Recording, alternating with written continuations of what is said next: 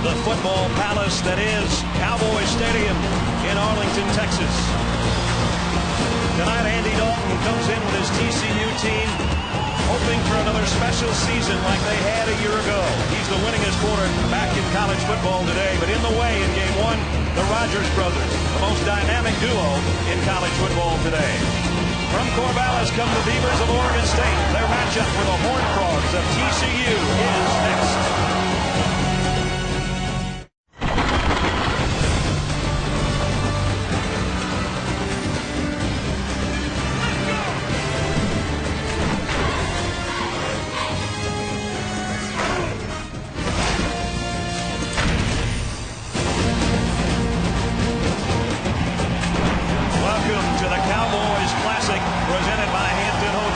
Featuring the Beavers of Oregon State from the Pac-10 and the Horned Frogs of TCU from the Mountain West. And here come the Beavers of Oregon State.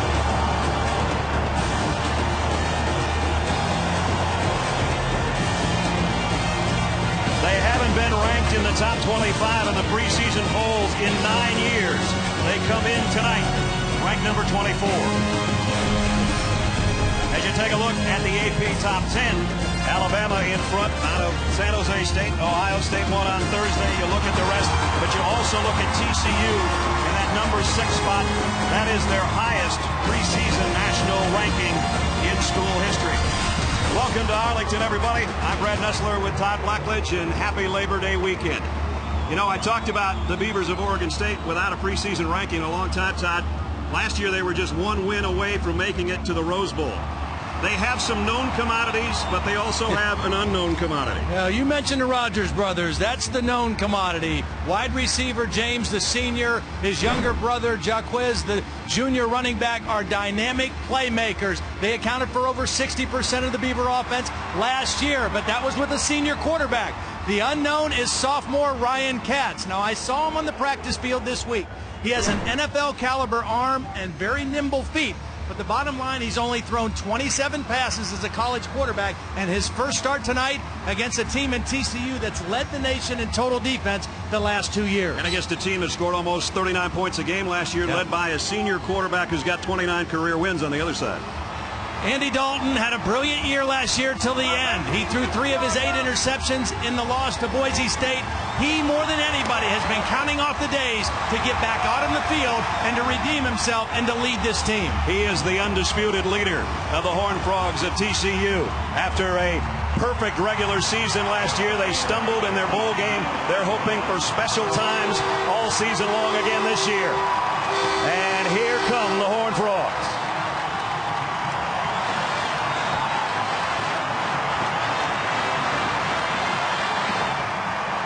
They're the home team with a big crowd behind them.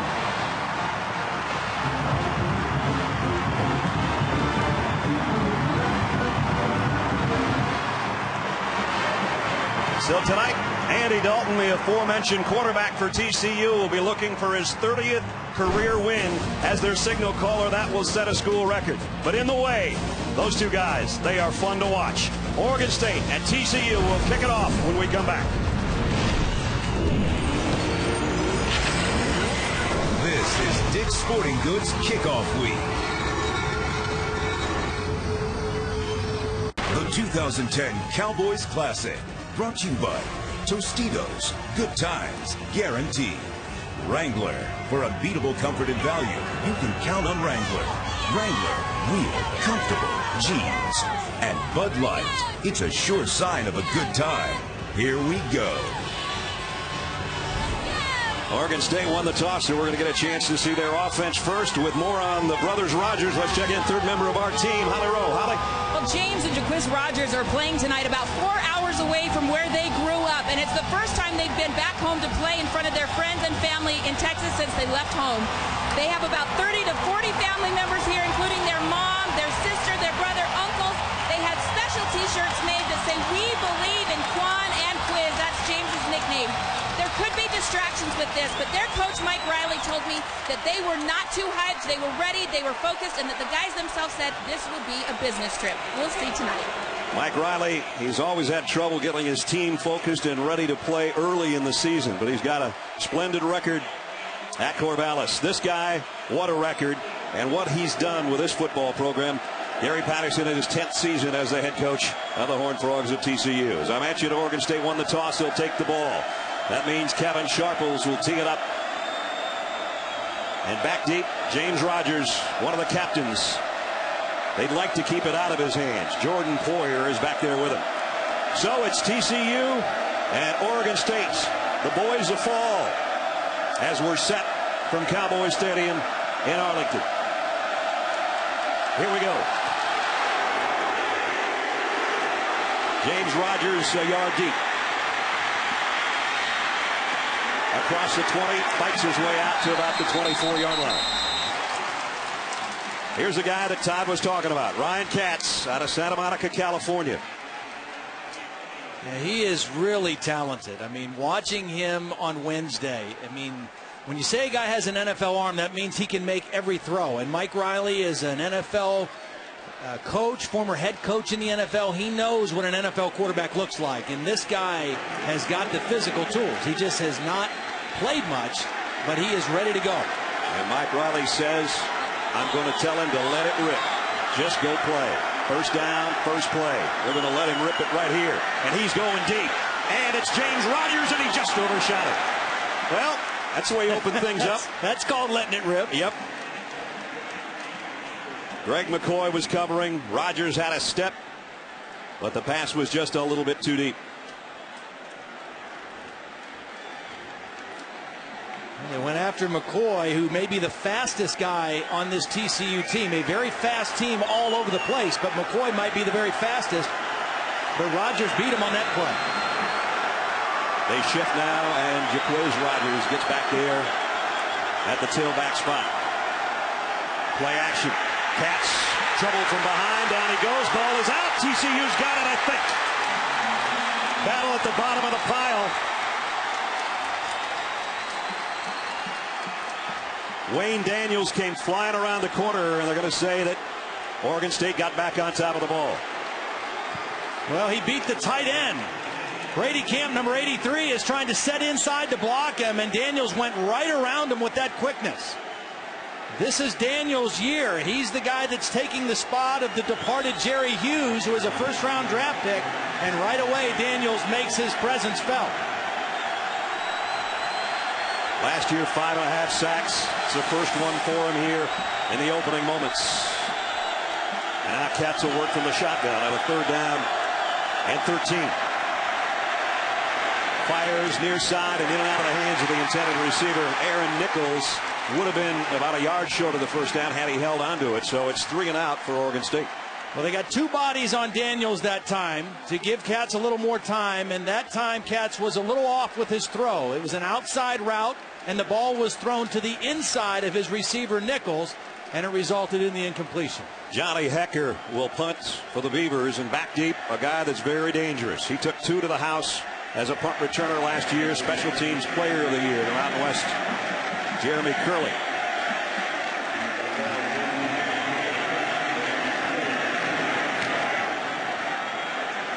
High, deep spiral. Curley's got a back pedal to the 25, made the first man miss, and then gets down the sideline to about the 33-yard line, and that's where the offense of TCU will take over. Let's take a look at the starting lineup for the Horned Frogs. Here's the Big Eaters up front.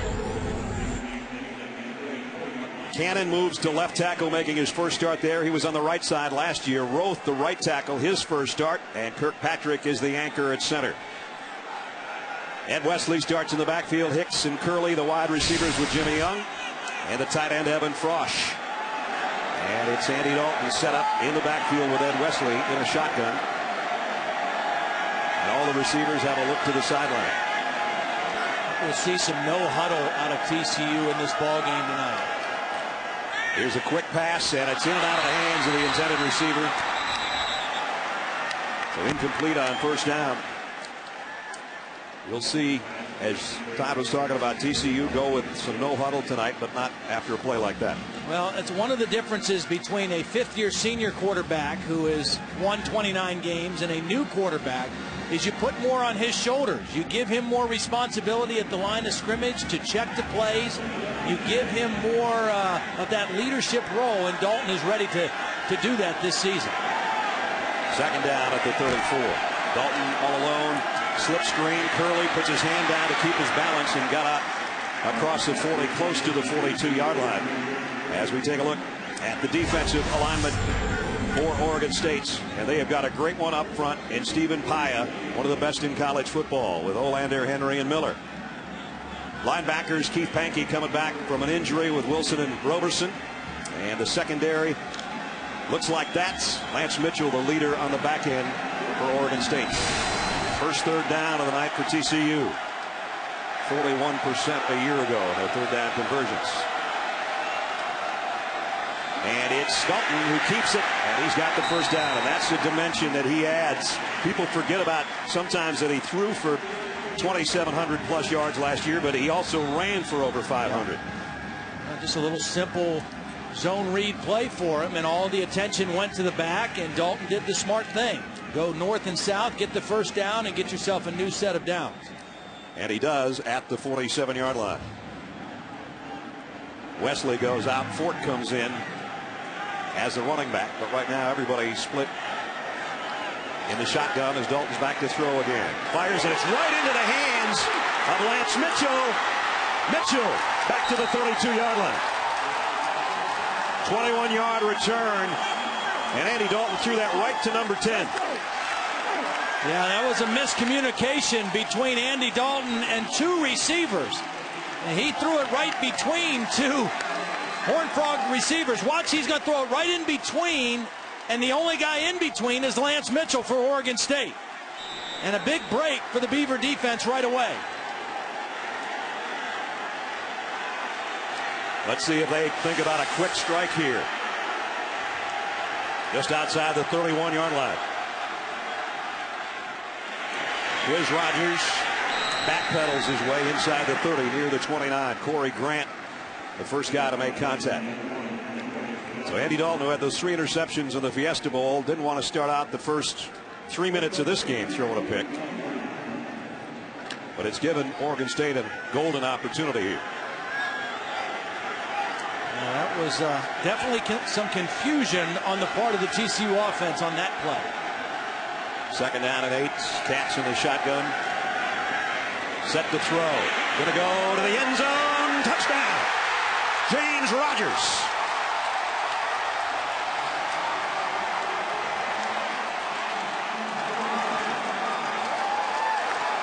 There's the NFL arm, and there's the speed of James Rogers. And there was the protection that you've got to give a quarterback to make that kind of a throw down the field.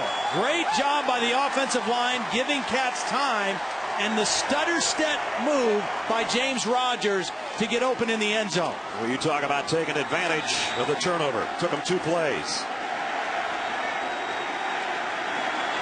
Justin Cahoon in for the point after. And it's up and good. Well, just as TCU had picked up a first down and moved it near midfield.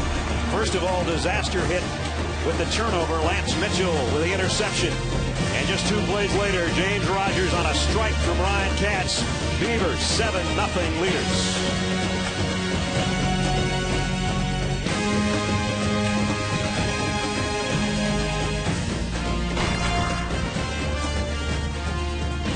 James Rogers' 15th career touchdown catch. Oregon State 7-0. Well, I'll tell you, he's having the better of it against Greg McCoy so far early. He ran by him on an incompletion. Watch him now, number 8. Watch this stutter step move right here, and it freezes McCoy. And then he just blurs right by him, and a beautiful throw by Katz. He ran by him early. That time he double moved him and got an easy touchdown.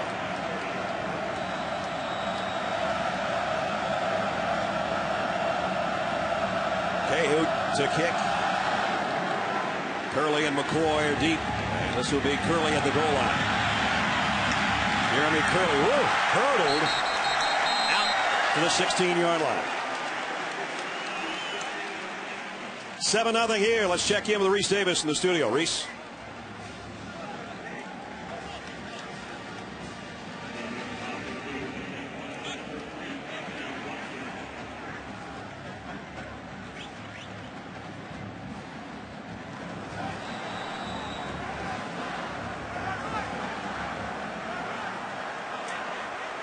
Certainly nice to have that kind of insurance behind the Heisman Trophy winner, huh? Let's see how Andy Dalton comes back from the interception there.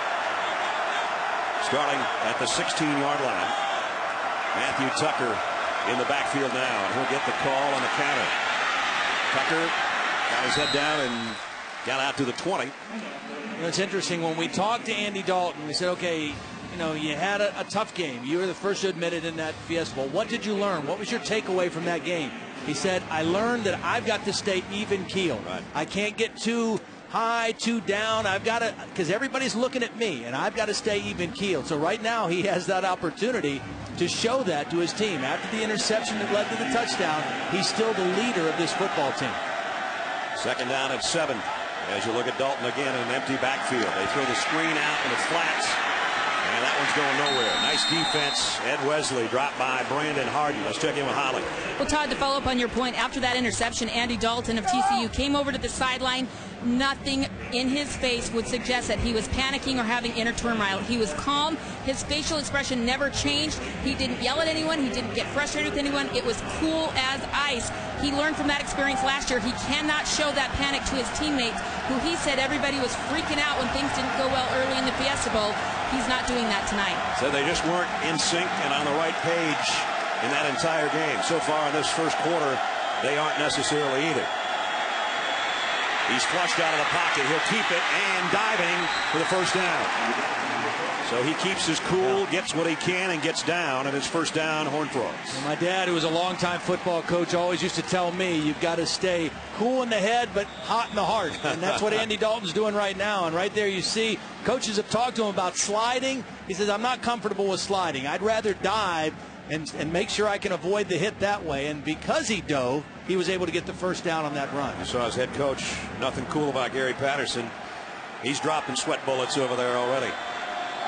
The roof is open tonight, by the way, at Cowboy Stadium. It was closed until earlier and took about 12 minutes for him to open things up. Reminder, Monday night you can catch another big game as Kellen Moore and Boise State take on the Hokies of Virginia Tech. The All-State kickoff in the Capitol, part of Dick's Sporting Goods kickoff week on ESPN, 8 o'clock Eastern time on Monday night. Of course, that game and this game, everybody feel will shape the entire season for the non-automatic qualifiers. Boise State and TCU both in the top 6 after their great season a year ago that ended with Boise State's win in the Fiesta Bowl over this very team that we're watching tonight. Pickup of about 3. Stephen Paya drops Matthew Tucker, but they're going to move the sticks. It's pretty interesting. We talked about Andy Dalton being the winningest active quarterback, but look at number 2 and 3, the two guys that will square off in that game Monday night. Kellen Moore of Boise State and Virginia Tech's Tyrone. Ultimately, as a quarterback, that's how you're judged. Right. Wins and losses, not stats, not numbers. The only number that counts is wins. Colt McCoy's got the record as now a member of the Cleveland Browns. First down, play action. Dalton wants it all. Deep ball, got a man, got him in stride. On the run and all the way to the 10 is Sky Dawson. And he's a world-class track guy, and he showed his speed there. Well, Dawson showed his speed, and Dalton showed his poise because Taylor Henry, number 91, is bearing down on him from his backside.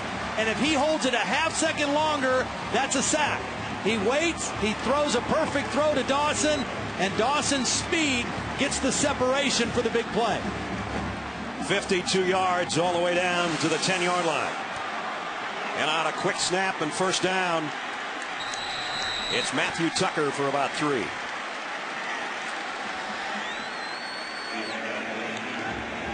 He's spotted down at the 7,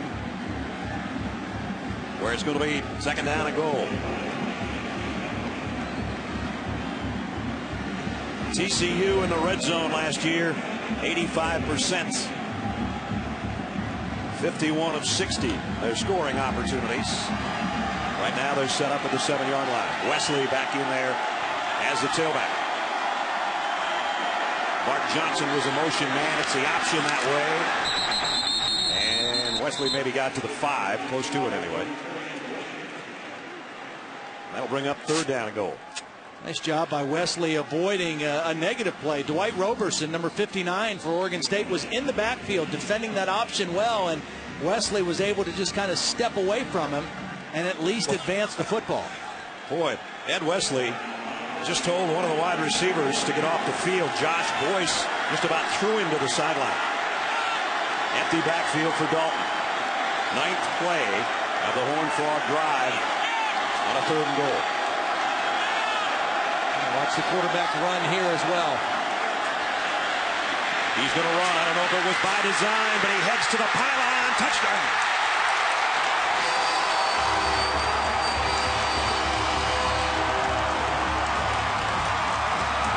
Andy Dalton scores, and we're an extra point away from a tie game.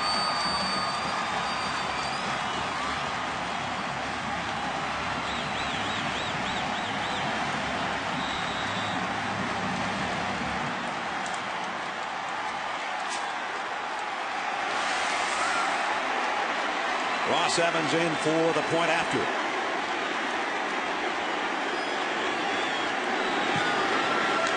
Seven.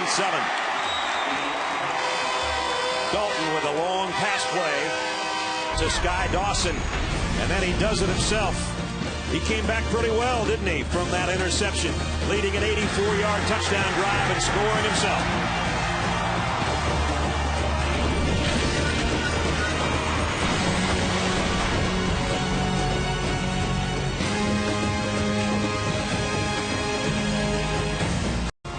The 2010 Cowboys Classic is presented by Hampton Hotels. At Hampton, we love having you here. And in part by Dick's Sporting Goods. Every season starts at Dick's.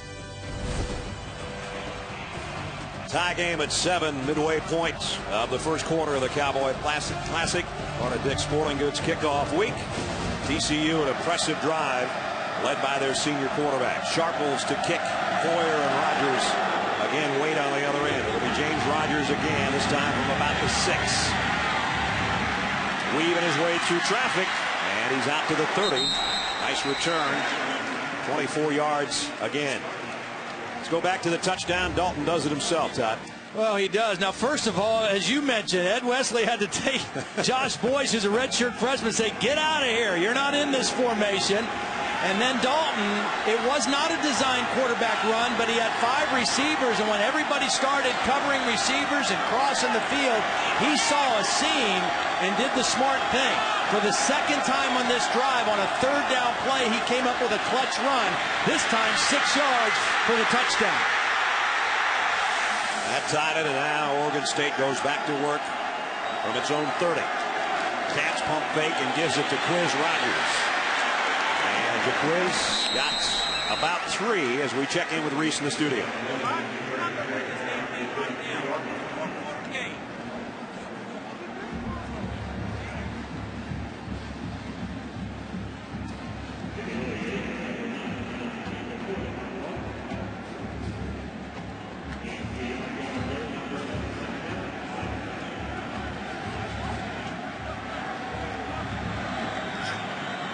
All right, Reese, that one's got to be the top 10 plays of the day, I would think.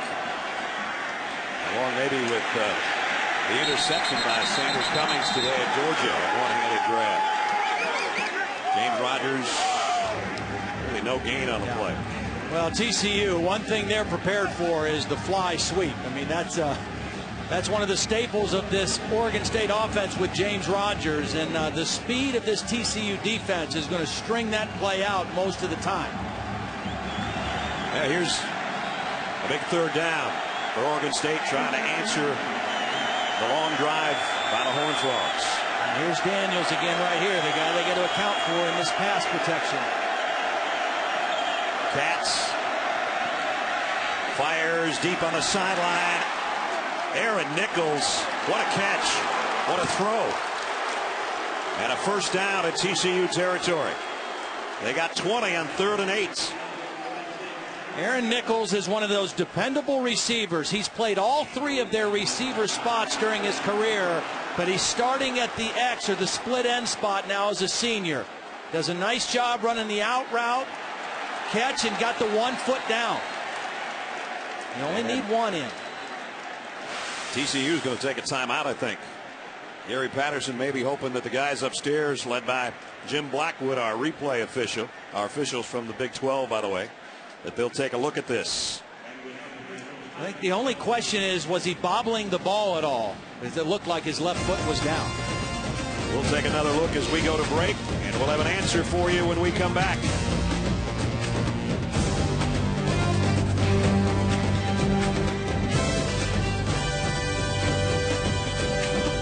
Gary Patterson called a timeout to make sure that the officials took another close look at that. They look at every play, obviously, but this was never under official review because it was a catch and a great one by Aaron Nichols as he stretched out, got his left foot and knee down before he flew out of bounds. So it's a first down, Oregon State at the TCU 48-yard line. We've seen a good blend of run and pass so far for Oregon State. We haven't seen any misdirection yet, and I would expect to see that soon against this fast flow TCU defense. I wonder if they get a screen maybe to Quiz Rogers at some point. They hand it off to him here.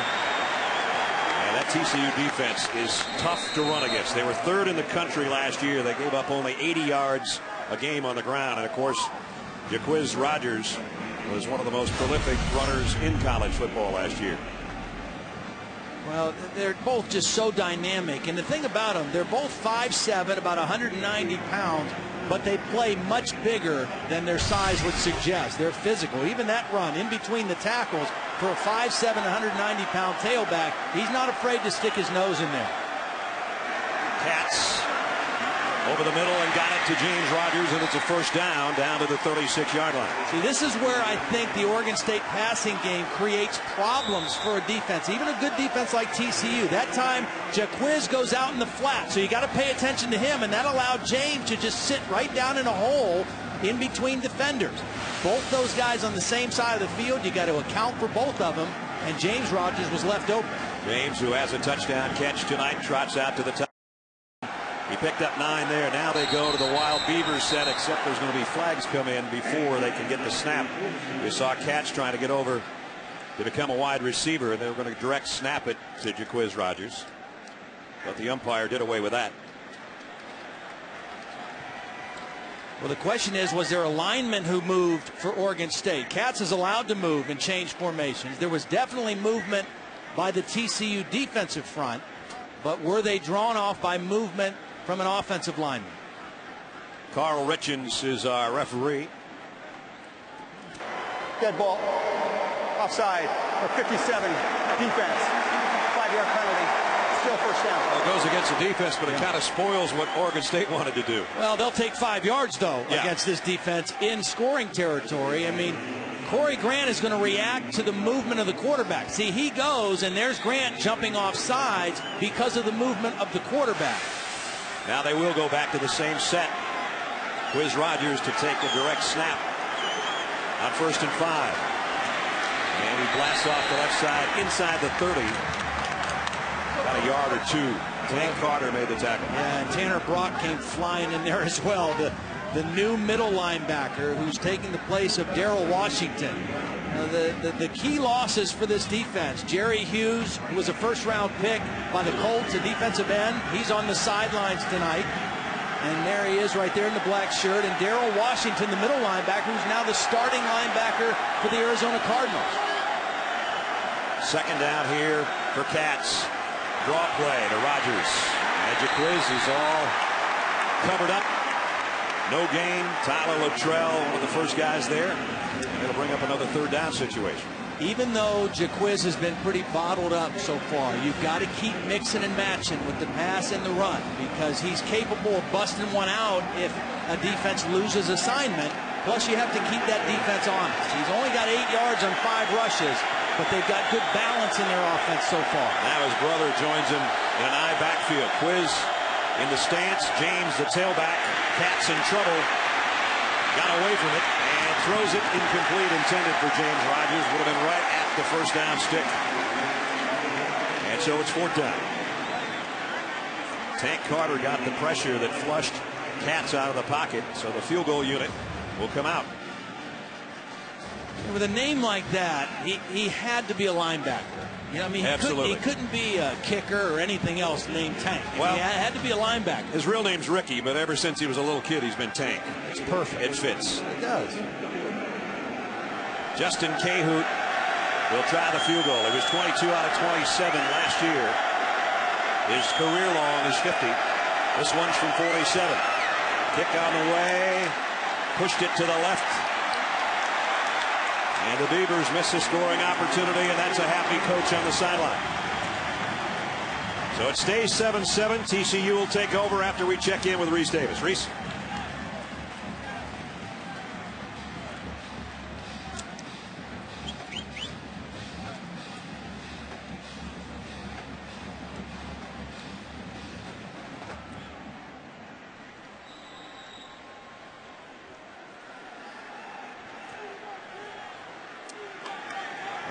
Great dual threats in college football. Jake Locker. Here's a guy that's not bad either. Andy Dalton at the controls, and he'll keep it. And he's got a first down. Right on cue. Pickup of 12. When your quarterback is a viable running threat, it just creates more dilemmas for a defense. They already spread you out by their formations. And then the speed of their wide receiver group you've got to respect. And then when the quarterback can run as well, makes it doubly difficult. Dalton in the gun. Bart Johnson in motion on a first down. Play action. Firing out. Whew. Johnson made the catch, and he maybe wishes he hadn't. He got leveled out there in the flat.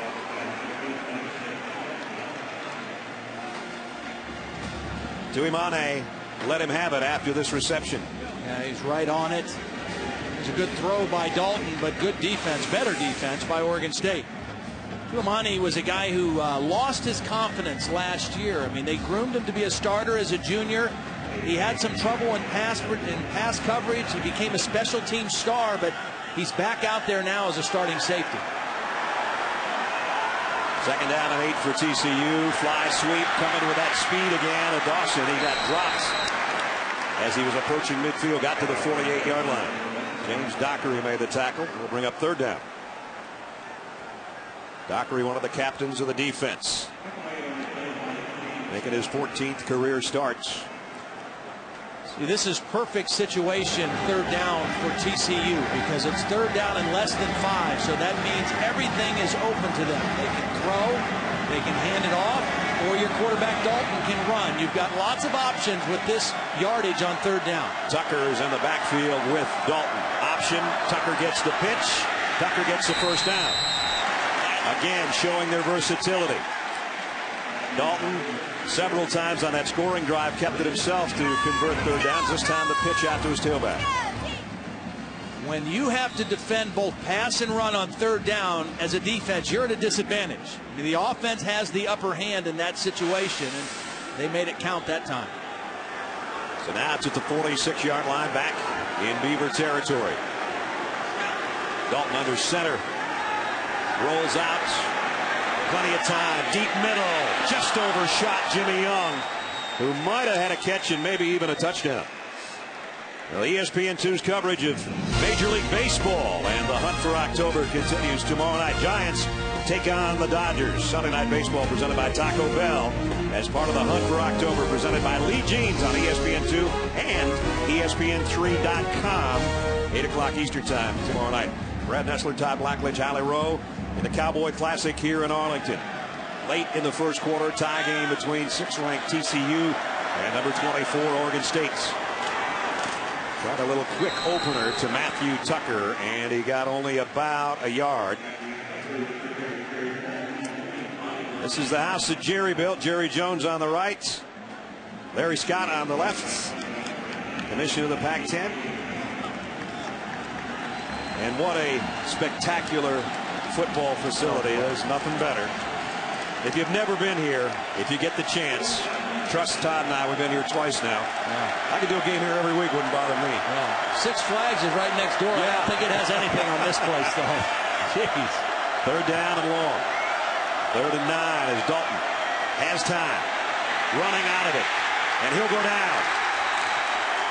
Stephen Pyle. Yep. The big guy from his tackle position, preseason All-American, and that ends the quarter with a sack of the TCU quarterback. It's been a good one so far.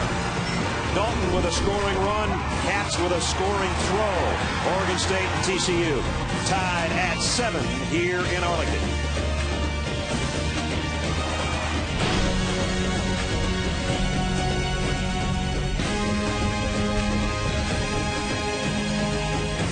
You're watching ESPN, new home of the Bowl Championship Series. At TCU, part of the BCS last year, got out to the Fiesta Bowl and lost. They'd love to get back there again because that would mean they'd be playing for the whole enchilada, or in that case, all the Tostitos. The national championship game there this year. Started the second quarter as Anson Kelton will punt, and James Rogers back at his own 10-yard line. Trying to keep it out of his hands. I don't think he's going to, but he's hit immediately. Nice coverage. Wobbly kick didn't travel that far, but it did keep James Rogers from doing any further damage. He did do some damage, though, in the first quarter. The long touchdown pass from Ryan Katz, and Oregon State took advantage of the turnover they got by the early interception by Dalton. And Katz looks comfortable. The only thing for Oregon State I think they've got to do in this possession is they've got to get Jacquizz Rodgers the ball in space. Right. They've handed it off to him. He hasn't had much room to run.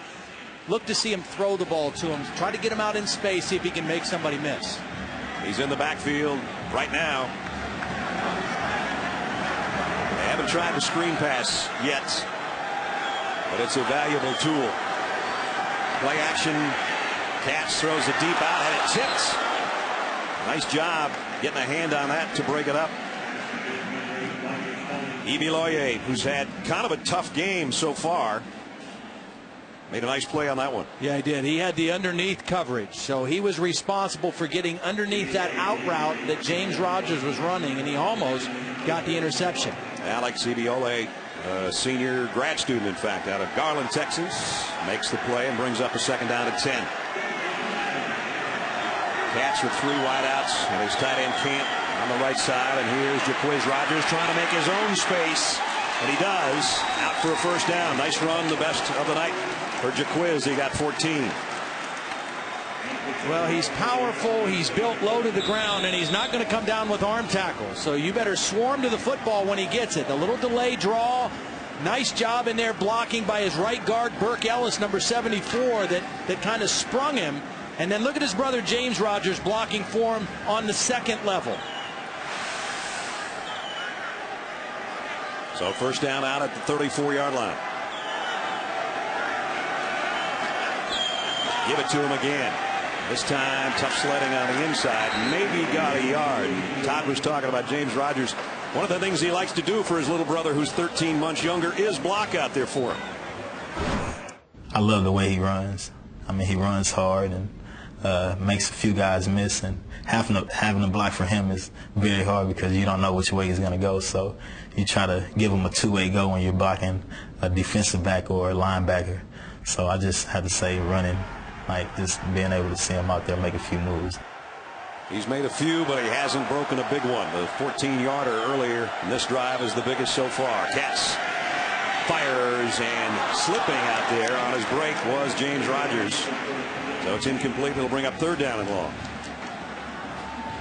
TCU came with the blitz. It was single coverage out there, and that time Greg McCoy, who's been victimized a couple times tonight, got the better of it with James Rogers. There's contact, and as he's coming out of that contact, James Rogers slips and falls down, and the pass goes incomplete. And the blitz came from that side, so Katz had the right idea where he wanted to go with the ball. And now it's third and long. And the fans here coming to life for the TCU defense. 3-man rush. Katz has time. And now he's going to try to tuck it and get what he can. It won't be enough, but he's close to the first down. About a yard shy. You don't see TCU's aggressive defense do that too often. A 3-man rush, and they dropped 8. But, you know, sometimes you choose to blitz a young quarterback. Sometimes you choose to confuse one. And they confused him a little bit this time. Way too many defenders there for him to find an open man. And the umpire, Wiley Willingham took a pretty big shot there, didn't he? He sure did. Tyler Luttrell got him right on the side of the head, but he popped right up and he's ready to go. He's a wily one. Johnny Hecker to punt. Jeremy Curley back deep.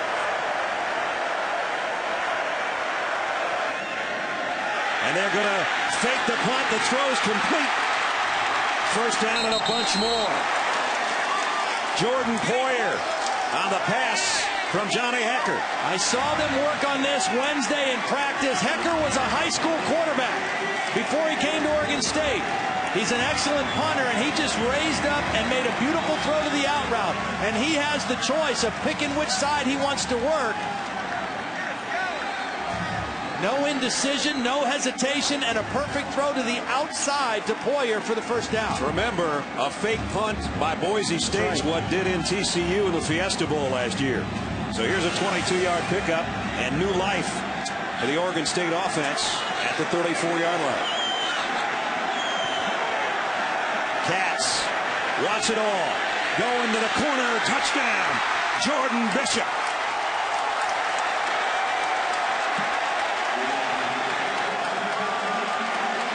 $34 for the score.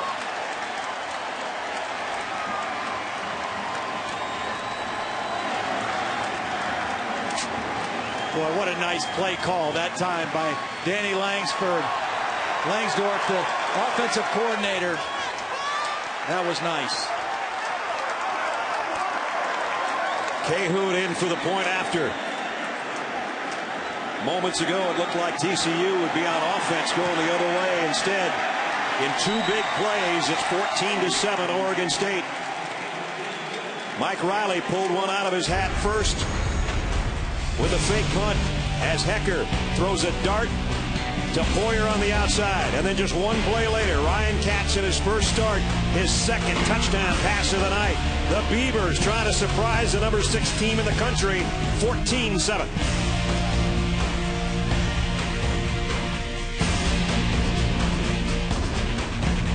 Back at the Cowboy Classic, 14-7 after an 81-yard drive was capped by Ryan Katz's second touchdown throw of the night.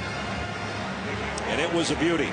He put it in the one spot that it had to be, and we'll take a look at it here in a minute. Yeah, two beautiful throws in that drive. Yeah. Hecker had the first one.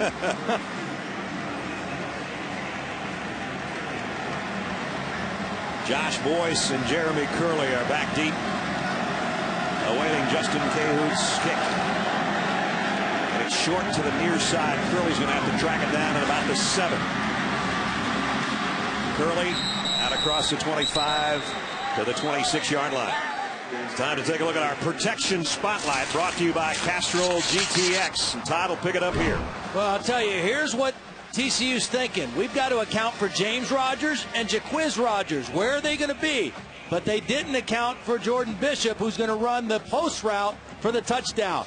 The linemen do their job. There's your protection. Yep. And then the beautiful throw by Katz.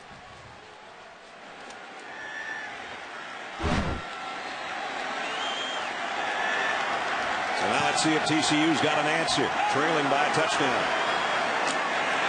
Give to Ed Wesley. They're trying to establish a little ground game, and Wesley just got him some. It'll be a first down run, pickup of 11. Wesley and Tucker almost interchangeable, really. Both went over 600 yards last year. Both averaged over 6 yards a carry. And they had 12 rushing touchdowns between the two of them. And running the football is what TCU did the best last year. They were 5th in the country in running the football. Averaged over 239 yards per game.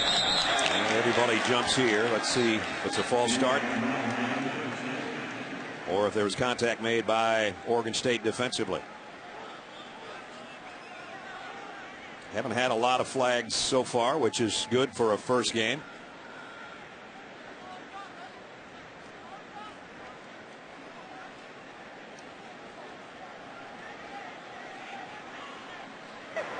Dead ball.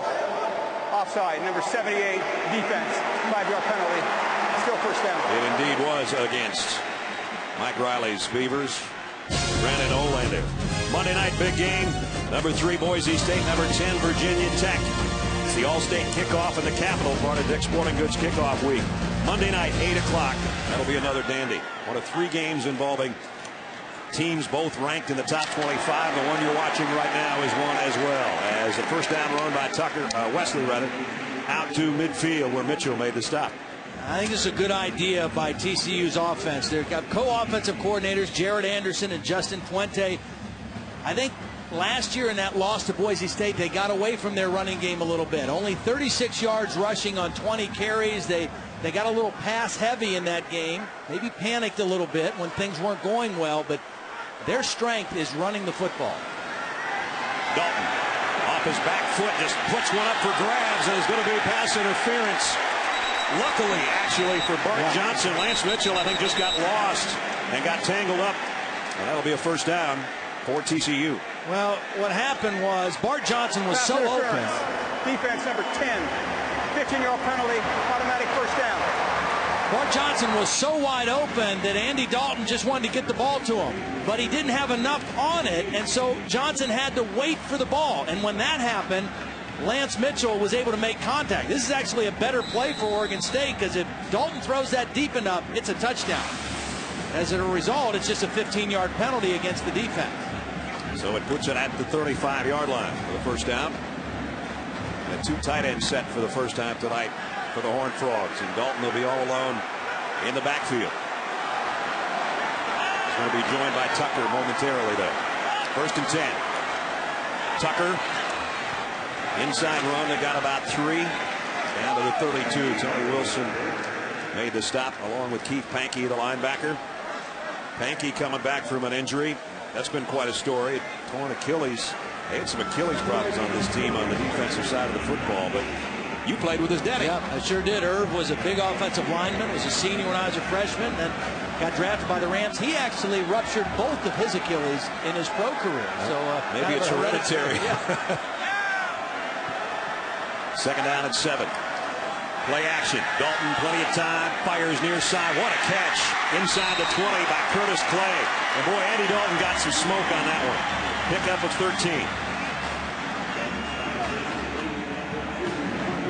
Tuimane was out there covering, but not covering well enough from a throw like this one. Yeah, strong throw from the hash to the opposite side. Good blend of run pass right now for TCU. If you put this Oregon State defense back on their heels a little bit. TCU going without a huddle, and they drew Haya, I think the guy that jumped in there offsides, and they're going to get a free 5 out of this one too, and that'll give Dalton a chance to run over the sideline. Defense, 5-yard penalty, still first down. Stephen Paya was the guy that jumped in the middle, and he's pointing at himself as if to say, my fault. He is a load. Yeah. And an amazing story. I mean, he was a former rugby player from Tonga. Didn't play football until he was a senior in high school, and has developed rapidly into now a guy that NFL scouts are saying is one of the top 2 or 3 defensive tackles coming out next year. Dalton gives it off on the sweep. Wesley to the corner, and it's first and goal.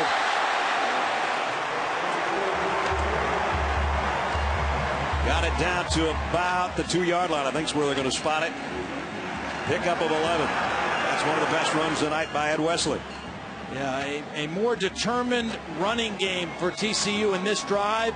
The other thing that the running game does is it punishes the defense. It takes some steam out of them when you fire off the ball and run the football at them. So Oregon State defense trying to bring some different guys in and some subs. And Oregon State will take a timeout to make sure they get the defense they want out there. So it's going to be first and goal for TCU, but right now let's check in with Reese.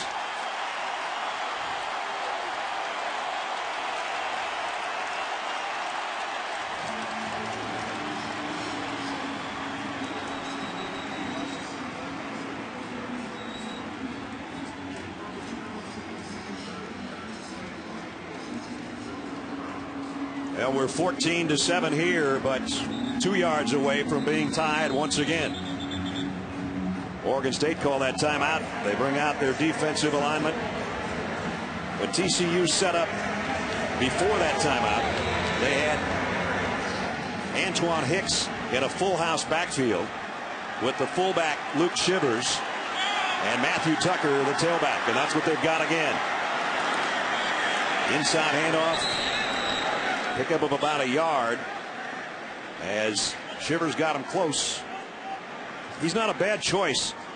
He's had 7 career touches and he scored 4 touchdowns. Shivers, that is. 3 touchdowns on the ground on 4 carries before that one. 2 career receptions have also netted him a touchdown. That time he got about a foot short. Now Curley in motion on a 2nd down and goal. Bootleg, throw to the end zone, wide open. Curley, touchdown.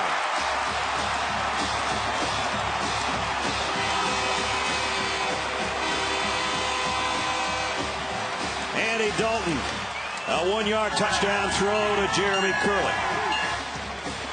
Really like the play calling on that drive for TCU. They made a commitment to the running game. That set up play action, and then down on the goal line on 2nd down, a great play action down. The good fake by Dalton. He hid the football, and then the nice soft toss to Curley.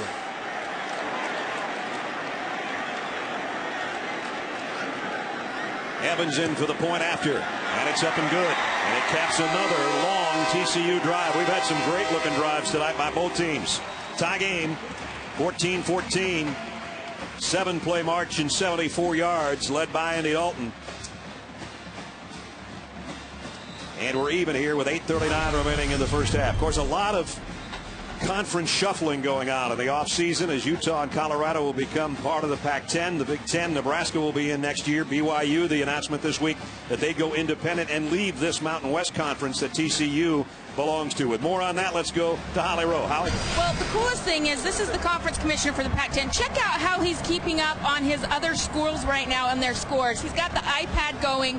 I mean, this is a pretty technology-savvy guy. I'm impressed, I just have to say. Why have you taken it to that level? Well, we're in the most technologically advanced stadium in the world, New Cowboy Stadium. We've got a 60-yard scoreboard here. We got 4 teams playing at the moment. It's a good way for me to catch up while I'm on the road. For those of us who want to catch up on what's happening with the conferences, you've said that your university presidents expect change. What do you think is the priority for you now after you've added 2 schools? Yeah. Well, we're getting ready for upcoming media negotiations, just looking to market the conference more as a national brand. The results of the Pac-10 on the field, on the court, have been terrific, but Pac-10's been a little passive, and we're just looking to step up our game a little bit. How likely would it be that we see further expansion? Well, for us, I think we're focused on 12, but I wouldn't be surprised if you see further expansion over time. I think over history, there have been regular moves, and I wouldn't be surprised if you see super conferences in the future. You see by BYU go independent. Pat Hayden at USC has made some remarks about that. What concerns do you have about losing members? I think amongst the top 6 BCS conferences, it really doesn't make any sense for schools to think about independence. The scale you get by being part of a conference, the leverage, the exposure, the revenue, the academic affiliation, the home for other sports, especially a conference like the Pac-10 where you're won more NCAA championships than any other. I don't think that's something the top 6 conferences really think about. All right. Thank you, Commissioner. And thanks for being so cool on the sideline. I'm just impressed by that iPad. Boy, when Larry got that job, he hit the ground with the wheels churning. And so the face of that conference will be dramatically changed. Loss of 1 by Jaquiz Rogers. Tank Carter made the stop. Tank's a preseason choice as the defensive player of the year in the Mountain West. Andy Dalton, his quarterback, preseason choice, and the guy that won the offensive player of the year award last season. Larry Scott, I'm impressed with what he's done, and I think the Pac-10 is going to be the most exciting conference to watch this year because of the talent level, and especially at the skill position this season. Well, they've got great running backs, some big arm quarterbacks, and great receivers, as we've seen James Rogers tonight, and this kid might be right in the mix. Cats, although nice play defensively by Greg McCoy to level Calhoun after he made the catch. Oregon State, you talk about USC, of course, they've had a great record in national championships, and Oregon, they're cross-state rivals. But you look at what Oregon State and Mike Riley's done in now his 10th season and his 2nd stint, really, at Oregon State after going to be the head coach of the San Diego Chargers. They've been sensational. They just haven't been good in pre-October road games. 1-12. Tonight they're playing a lot better. Katz, boy, he wanted to wind up and flip it, but he comes back to his safety valve, Rogers, and it's a first down. Boy, great protection again, and Katz didn't panic. You know, he stayed in there, he surveyed the defense, he knew that he was protected, and he makes the nice throw to Rogers on the sideline. Watch his protection. Now, it's only a three-man rush, but Katz doesn't panic.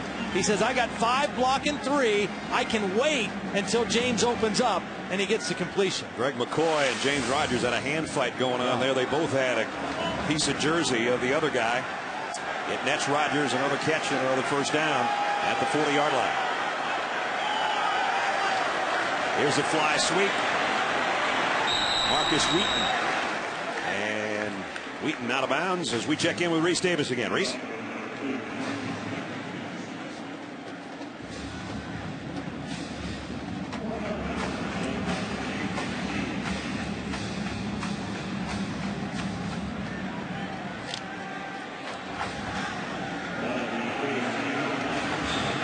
Well, of course, last year Oklahoma opened up the college football season here at the Cowboys Classic when we saw Sam Bradford go down to injury. That we want to avoid tonight. Ryan Katz wants to avoid the blitz. He throws one in the ground. Closest guy was Quiz Rogers. Tyler Luttrell and Wayne Daniels were chasing him down from behind. Yeah. Well, they tried to set up a little play-action screen to Quiz Rogers. There was a blitz coming from the opposite side by TCU, and it's really a pretty smart play by Katz because that play had no chance. Well, guys, knowing that they'd see a lot of blitzes tonight, Ryan Katz prepared for it in the offseason. Every single scrimmage, every practice, they would add an extra blitz period. That's something he's been trying to get better at picking up, guys. He did a good job there. Here he is on 3rd and 4. Incomplete, intended for Aaron Nichols. Nice job by Katz just sliding away from the pressure, but then he had to throw back across his body, and he didn't get that one quite where he wanted to. Well, it's okay to slide, but right here he's got to reset his feet, because when he slides left and tries to throw, you can't be accurate that way. Slide away from the pressure and then quickly reset your feet and make an accurate throw, because he had a man open. Well, Johnny Hecker will be in punt formation. Remember, they faked the punt last time, kept their drive alive as he threw a 22-yard completion that ended up leading to a touchdown. We're going to assume that he's going to punt it away to Jeremy Curley.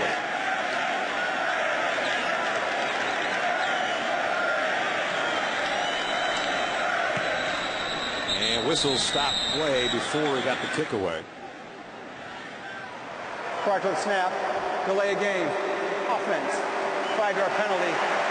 Still 4th down. Well, they can back him up and he can take a longer shot at it if he wants to. And with that, we get our trivia question for tonight. Who's the only defensive player to win the Davey O'Brien Award? Davey O'Brien, of course, was a TCU alum. It's a little bit of a trick question. As you're thinking quarterback, think outside the box, folks. Here's Hecker. And Curley. Fair catches at about the 16-yard line. 43-yard kick. TCU tied it up last time. They'd like to get the lead back. They've got 6 minutes to work with when we come back. The 2010 Cowboys Classic, brought to you by Kingsford Charcoal. For your chance to win a $10,000 backyard makeover, play Kingsford College Showdown on ESPN.com. Reminder, they're going to rev things up at AMS tomorrow night. Atlanta Motor Speedway in Atlanta. The Sprint Cup Series is in Atlanta. Only 2 races remain for Jamie McMurray, Mark Martin to get off the bubble and then into the chase. Coverage starts. NASCAR countdown at 7. Racing begins at 7:30. Luttrell went off favoring. Yeah, it looked like he's in a lot of pain. I think it's his hamstring, and that could be a critical loss. You know, they start 3 safeties in this 4-2-5 defense, and he's one of the 3. The offense for TCU out there, they got 6 minutes. They had 2 timeouts to work with after a nice drive last time. Matthew Tucker with Dalton in the backfield. Andy with a play action, rolls to throw. And does. And throws a strike.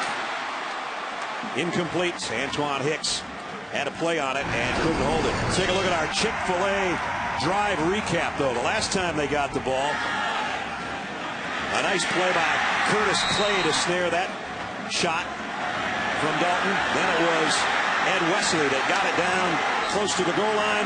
And then Andy Dalton throws it out to Jeremy Curley for the touchdown. And that was what tied us up to cap a 74-yard march. Now they got the touchdown by throwing it, and they made a couple completions, but it was power running. I mean, they punished the Oregon State defense in that drive. Dalton flushed out of the pocket, trying to get rid of it to the sideline, and he actually completed that on the far side. Are you kidding me? To Curley, and Dalton was falling down when he threw that thing. Stephen Paya was coming like a locomotive. Andy Dalton did this. Well, he does a great job just getting away. And then the strength, I mean, he was just trying to throw this away. He wasn't trying to throw a completion. He was trying to throw it up in the seats. But he didn't get enough on it, but he did get enough on it to get a completion. And that gives him a chance to pick up the third down, 3rd and 5. 7 out of 11 so far. A touchdown and an interception for Andy Dalton, the senior quarterback out of Katy, Texas. They've run every third down play so far. He rides his tailback and then tries to do it himself, and he's got another first down. 4th time he's picked up a first on a third down run. Because the third down yardage needed has been manageable, they've been able to run every third down play, and that just increases your chances. This is a little pistol formation, fake to the back, and it's the keep by the quarterback. A little different formation on this third down play, but the same result. Quarterback keeps, has an option threat, and gets the first down. At the 29-yard line. Dalton play action. Deep out, and overshot Curley, his intended receiver. Holly. Well, guys, Luttrell over here on the sideline, they're not sure if it's a pulled left hamstring or if just he's cramping up. He's trying to walk around on the sideline to see if the pain will go away, but he keeps grabbing his head, shaking his head.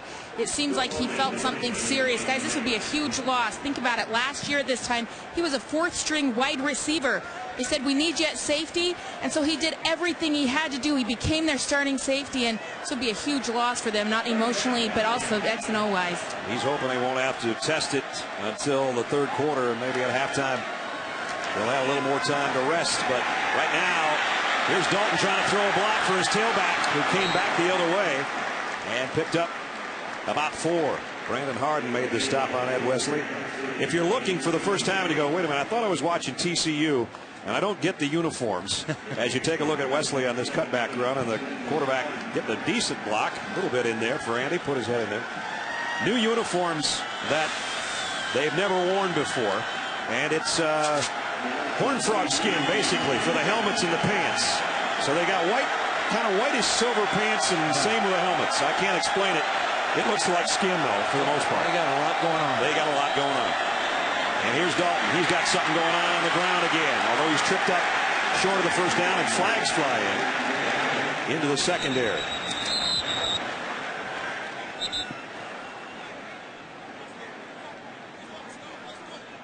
This was near the end of the play, and I didn't get a preliminary signal on what it's about. And again, a run on third down. Might be a holding call that will give TCU a first down if it's holding defensively. Wow, that could be a real break because they finally got him stopped.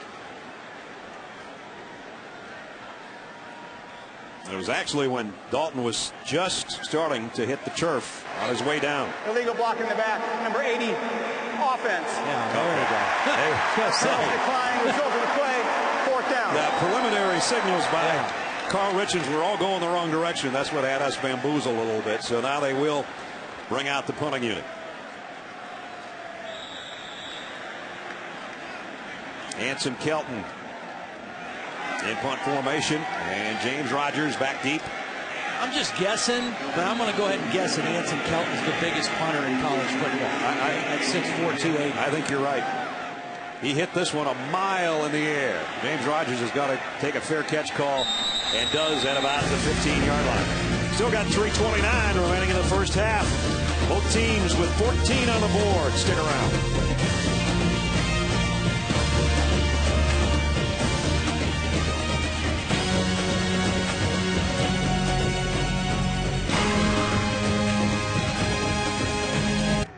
Mike Riley, the head coach of the Beavers. This is where your quarterback making a first start. Just be careful, right? He's got to be smart right here. He's done everything that Mike Riley could possibly hope. He's thrown the ball well. He's managed the offense. Don't get careless or greedy right now here before the end of the half. From the 16-yard line. And they'll keep it on the ground. Quiz Rogers keeps his balance, gets what he can, and picked up about 3. He gained a few yards, but lost his shoe. Yeah. Now Luttrell is out, as Holly mentioned. That hamstring injury not allowing him to come back in. So his replacement is Colin Jones, a senior from Bridgeport, Texas, number 28. Here he is right here. So this is a critical substitution in this defensive scheme. The safeties are the most active guys in this defense.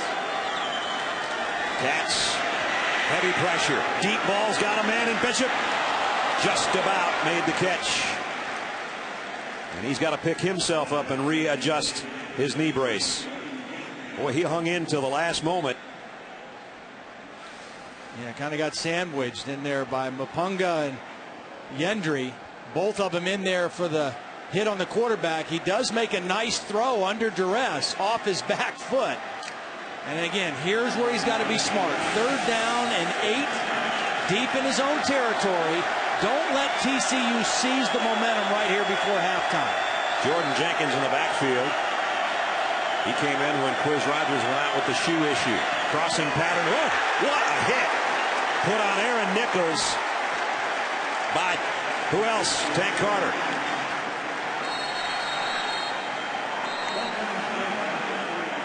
So it's 3 and out, and Nichols is still down after that collision.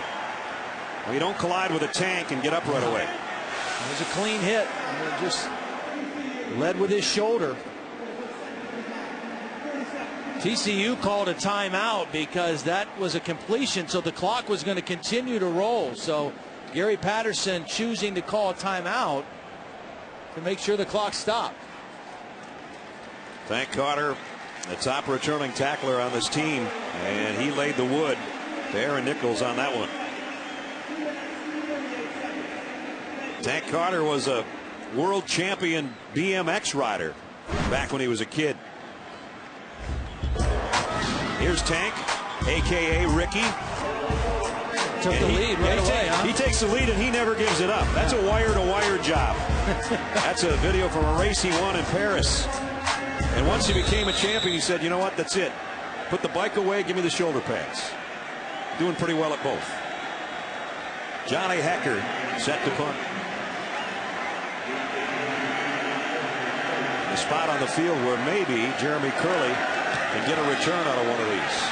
And here he comes on the fly at the 43. Curley down the sideline. Oh, he would have been gone.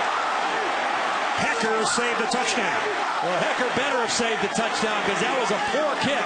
It was low and it was right to Curley. I mean, that was a bad kick at the wrong time for Oregon State. Watch this ball leave Hecker's foot. Low. Curley's able to catch it moving up on the fly with a full head of steam. And so Hecker better stop the touchdown there. 34-yard return of a 35-yard kick, and now TCU is in business at the 23-yard line. They've got one timeout remaining. 1st and 10, 2:28 till halftime. Dalton fakes the throw, quarterback draw, and nice job by Dwight Roberson, the captain of the defense, the linebacker, to stay home and make the tackle. Still plenty of time for TCU to work. Yeah, lots of time for TCU. You mentioned the one timeout, but over 2 minutes. So nice situation for Andy Dalton to show his leadership, his senior leadership right now. He's got 5 receivers out there, including Bart Johnson and Sky Dawson, with Ed Wesley, the tailback, the slot man, to the top of your screen. So it's Andy Dalton all by his lonesome in the backfield on 2nd and 10. Quick fire inside the 20, and a big hit put on Sky Dawson. Now he paid for that 4-yard pickup too. Brandon Harden, the junior out of Honolulu, said, "How are you?" right at the sideline.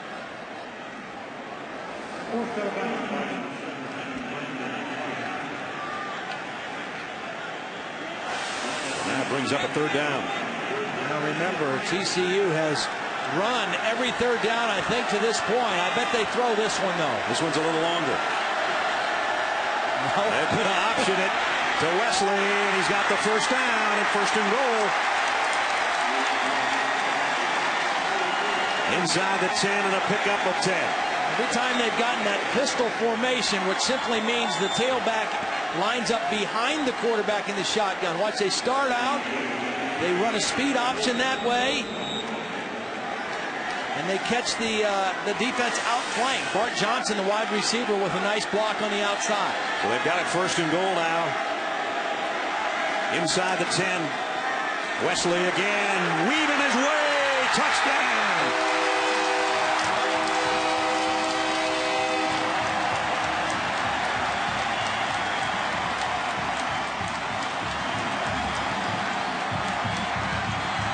Horned Frogs have the lead for the first time tonight.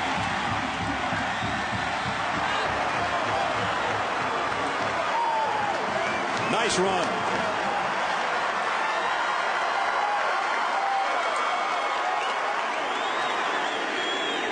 Ross Evans in for the point after. I don't know that you can totally blame the touchdown before halftime on a bad punt, but it certainly didn't help the cause much. 21-14 TCU. Well, it allowed TCU to be ultra aggressive and just go at this Oregon State defense with great field position. And again, they went back to the power running to get down there. Watch this last run by Wesley. Nice job. They sealed things out. They blocked down, and a nice kick out block by the right guard, Josh Vernon, number 78, opens it up for Wesley. I've been impressed with Wesley's running tonight. You don't talk much about the ground game at TCU necessarily because those guys split so much duty last year, meaning Wesley and Tucker. And, of course, there's no LaDainian Tomlinson on this roster right now, but he's done a nice job here in the first half. 63 yards on 8 carries and a touchdown. So still 49 seconds remaining, barring a big kick return. You would think that TCU would have the lead at the break, but there's been a lot of fireworks offensively in this first half.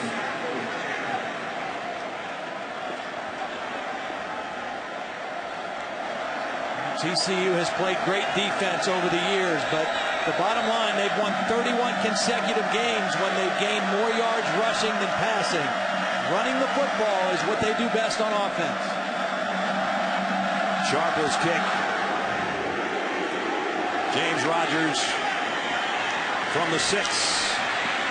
James Rogers trying to find himself a seam and got out to about the 30. Kenny Kane made the stop on the kick return. Well, a little bit earlier we asked you our trivia question, and it was who's the only defensive player to win the Davey O'Brien Award. The trick in that is Davey O'Brien Award's a quarterback award now, but Mike Singletary of Baylor won it twice, 79 and 80.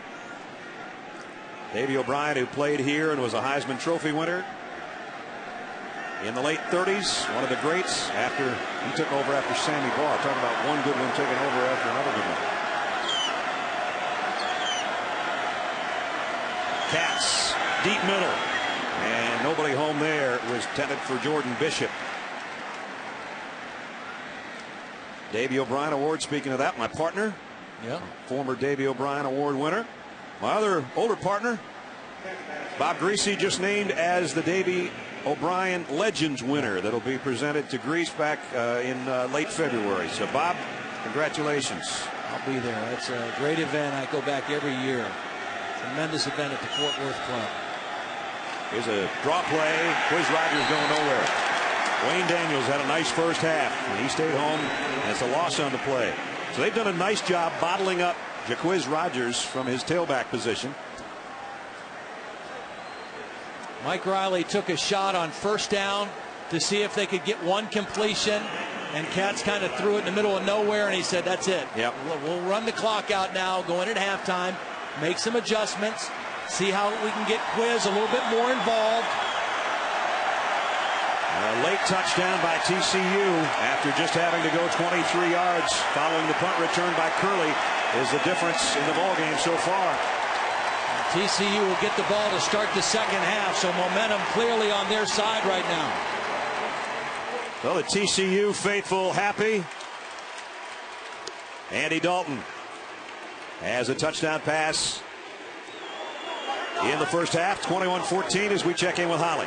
Well, Coach, there were so many unknowns about Ryan Katz here. What do you think he's done in the first half? Well, I think he's made some plays, and we haven't been very consistent, but he's made some plays, hit a couple of good passes, handling himself pretty well, I think. You know, we're not near as consistent as we need to beat this team, and that drive right before the half by them after the punt return was not a good deal. So we got to recover from that and get a stop early and go after him again. How do you get Quiz loose? We haven't seen much from him. No, you know, that's the biggest part of this game right now is they're running the ball better than we are. So we've got to find a way to get him going. They're a very good rush defense. We just got to do a better job of finding some stuff that he can do because he can run. We just got to find some lanes for him. All right, thanks, Coach. Thank you. Mike Riley's team had 2 leads in this ball game, but they gave up the lead in the final minute before the half. TCU at the break leads at 21-14. Time now for the Wendy's halftime report. Reese Davis, Lou Holtz, Mark May. Fellas, take it away.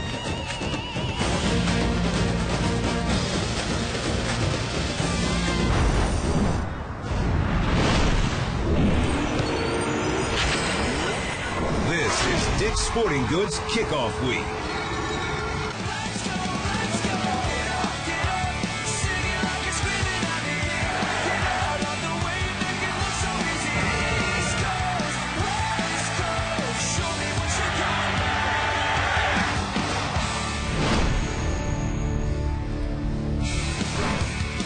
Welcome back to Arlington, Texas, the Cowboy Classic presented by Hampton Hotels. The home team, TCU, ranked 6th in the country, leading number 24, Oregon State, by a score of 21-14. Welcome back to Arlington and Cowboy Stadium, everybody. Brad Nessler along with Todd Blackledge. Holly Rowe will join us in just a second. Partner, I think there's a couple things as we go into the third quarter. I don't know if it's imperative that Oregon State gets a stop on TCU to start this third quarter, but they got to get Jaquiz Rogers somehow involved offensively. Yeah, I think what Mike Riley said to Holly coming off the field is exactly right. TCU's ability to run and Oregon State's inability to run in that first half was the difference in the ball game. They've got to get Jaquiz more involved. This is a guy that gained over 1,000 yards back-to-back seasons. Right. He only had 24 yards in that first half, and 15 of it came on one run. So TCU did a great job of bottling him up in the first half. So we'll see how that develops. TCU is going to have the football first. Remember, they got almost a gift touchdown in the final minute of the second quarter to take the lead for the first time. They have it as we start the third quarter, 21-14. And the kick will go to Jeremy Curley right at the goal line. Curley heads to the middle of the field, hurdles the man. We got a flag down way back here at about the 35-yard line.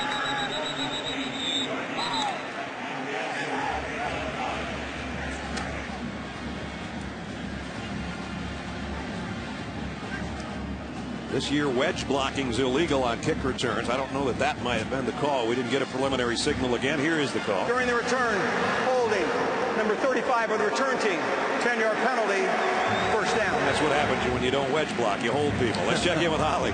Well, coaches are never happy, but Gary Patterson was as happy as he could be with how his defense played against the run in the first half. What he didn't like was how they played against the big plays. He said, I knew exactly what pass was coming because of the formation. I told the defense, and they still gave up that big pass play.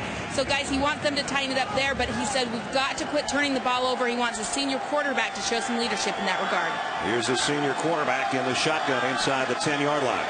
As the line of scrimmage is a 14 for the Horned Frogs. And the quick throw out in the flat to Sky Dawson, trying to use that speed. We saw him use it in the first half on one of his pass receptions. Lance Mitchell puts him down, though, as he got out to the 20-yard line. Well, interestingly, right now, Stephen Paia is not in the ballgame for Oregon State. Their best defensive lineman is standing on the sideline to start the third quarter, and that can't be good for Oregon State. Here's the pistol set again with Ed Wesley, who was very, very efficient in the first half in the tailback spot behind Andy Dalton. Dalton may have changed things up there on a 2nd and 5. He tells Wesley to call. Rides it in his gut, and Wesley broke out of the pack. Out across the 25 to the 27, and Wesley's got a first down, pickup of 9. It's a big offensive line for TCU. They got some guys playing in some different spots. Marcus Cannon, the starting left tackle, number 61, is 6'6". They list him at 350. I think he's bigger than that. He was bigger than that, yeah. He was a right tackle last year. He's the starting left tackle. Zach Roth is the starting right tackle. He was a guard last year, but they're big, big bodies up there, and they're having their way right now, running the football. Dalton slip screen to Curley, and that got it out to about the 30-yard line. Pickup of about 3. Marcus Cannon, right now, they say he's around 263. That's kind of the rumor around the locker room. As Todd said, he was the right tackle last year, and Jared Anderson, the offensive coordinator, calls him the dancing bear. That big, but still agile, and he is a load on the left side. It's interesting. He said it takes him a couple weeks during training camp to get back interested in football. He just, especially when it's 105 degrees in practice. Pye is back in there now, the defensive front for the Beavers. Out of the shotgun. And Wesley got the corner. Turned up and short of the first down by about 1, I think. Ed Wesley quietly putting a nice night together. 10 carries for 77 yards and a touchdown. Starting cornerback Brandon Harden just walked off the field after that last play. Number 17 for Oregon State, out of the game. TCU, Todd, did a great job in the first half of their third down conversions. The only 2 times they didn't pick them up, they were 3rd and 6 or longer. This is a short one. Yeah, they averaged 3rd and 5.5 to go, and there's another conversion. Matthew Tucker dances his way into the second level, and the first down. Went on a quick snap there. Yeah, they huddled, so it wasn't a no huddle, but it was quick to the line and quick snap, and they still caught the Oregon State defense not ready to play. 7 out of 9 on third down. You win a lot of football games playing like that. And you mentioned it. The key to being successful on third down is manageable distance. I mean, they haven't had to throw the football and make tough throws on third down. They've been able to run it. First down at the 42. Opening drive, third quarter for the Horned Frogs. Here's a counter. Tucker. Tucker now getting in there and spelling Ed Wesley, and he's getting his yards as we check in with Holly. Well, guys, all through the preseason and since last season, Jaquiz Rogers was never tackled through practice. In fact, some of their staffs told me he wasn't tackled 1 time. So in the first half, several times I saw his body language. He was starting to get tired, and now look at him over here on the bench. He's just kind of chilling, relaxing. I don't know if he's tired, but the body language suggests it. Just wondering, how hard is it to suddenly get tackled in a game when you aren't used to it throughout the course of the preseason? It doesn't look like he's into it at all, does he? 7th play of the TCU drive, opening up the third quarter. As we said, you'd like to get the football back defensively. What a grab by Bart Johnson. Going down. Got his hands out there and snared that one at the 38-yard line. It was a great effort by Johnson. I thought this ball hit the ground. I mean, that's what it looked like to me, but Johnson made a great effort for it. Going down. Oh, what a great catch. About 2 inches left. That was a tremendous catch. Yeah, it really was. You talk about getting your hands out and catching the football in front of you instead of using your body. You can't do it any better than that. Drive stays alive and moves to the 38-yard line of Oregon State. Here's Tucker. Puts his head down and dives inside the 35. Lance Mitchell, another tackle. Mitchell's been a busy safety back there. He's made a lot of stops tonight. Well, you mentioned you don't know if it was absolutely necessary that Oregon State gets a stop in this drive. I think it is pretty critical because the TCU defense had dialed it up there in the second quarter a little bit and tightened down. And if they put another score up here, it could be a long second half for Oregon State. They put Wesley, the tailback, out in a bunch to the right. They're going to throw it back to the left, though, and it's Dawson, beg your pardon, Hicks. Antoine Hicks with the catch. And he's down to the 22-yard line. Pick up at 13 more. Andy Dalton mixing it up pretty well right now. Yeah. Well, they have weapons everywhere. They've got versatile backs. They've got talented wide receivers you have to account for, and a quarterback who can run. This is a very versatile offensive football team to go with again, a defense that's been ranked #1 in the country the last 2 years in a row. We asked them what they are missing offensively. They say, well, you miss Ryan Christian, who's a wide receiver type running back playing for the Toronto Argonauts in the CFL. But other than that, they got all their weapons back. And here's Dalton on a keeper. And Andy got to the 22-yard line. Paya made the stop, lost his lid in the process. Stephen Paya, after a workout in the spring, bench pressed 225 pounds 44 times, which would be one off the NFL Combine record. That's how strong this guy is.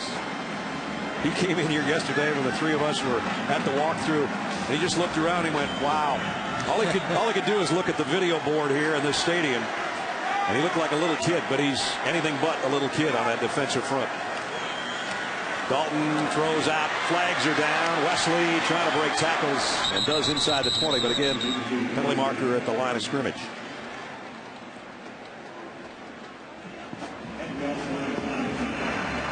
Illegal motion, number 88, offense. 5-yard penalty, repeat second down. Jimmy Young got a head start.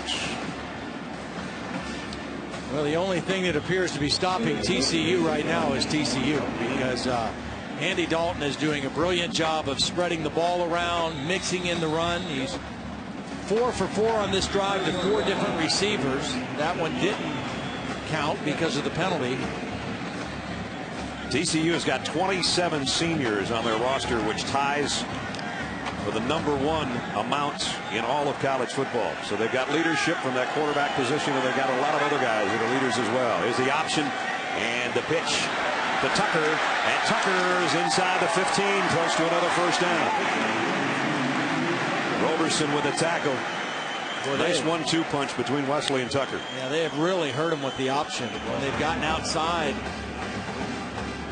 Dalton does a nice job of making decisions, taking it to the decision point, getting it outside, outflanking the defense, wide receivers blocking downfield. And they're wearing out this Oregon State defense because they're making them run side to side. Not only are they not getting TCU's offense off the field, the quarter's half over. Dalton throws, and it's intercepted. There's the one mistake. And Dwight Roberson with a second interception of Dalton tonight. That puts the halt and the stop to what TCU was doing. And that was a huge play for Oregon State because they weren't stopping him physically, but they got this interception that they needed. They're down a touchdown, but they're on offense when we come back.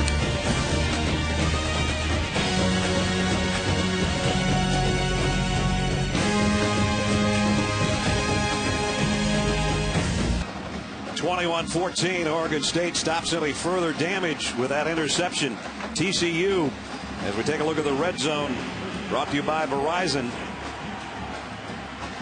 An interception and 3 touchdowns in 4 possessions in the red zone tonight, but a costly one in the red zone by the redhead on that last throw.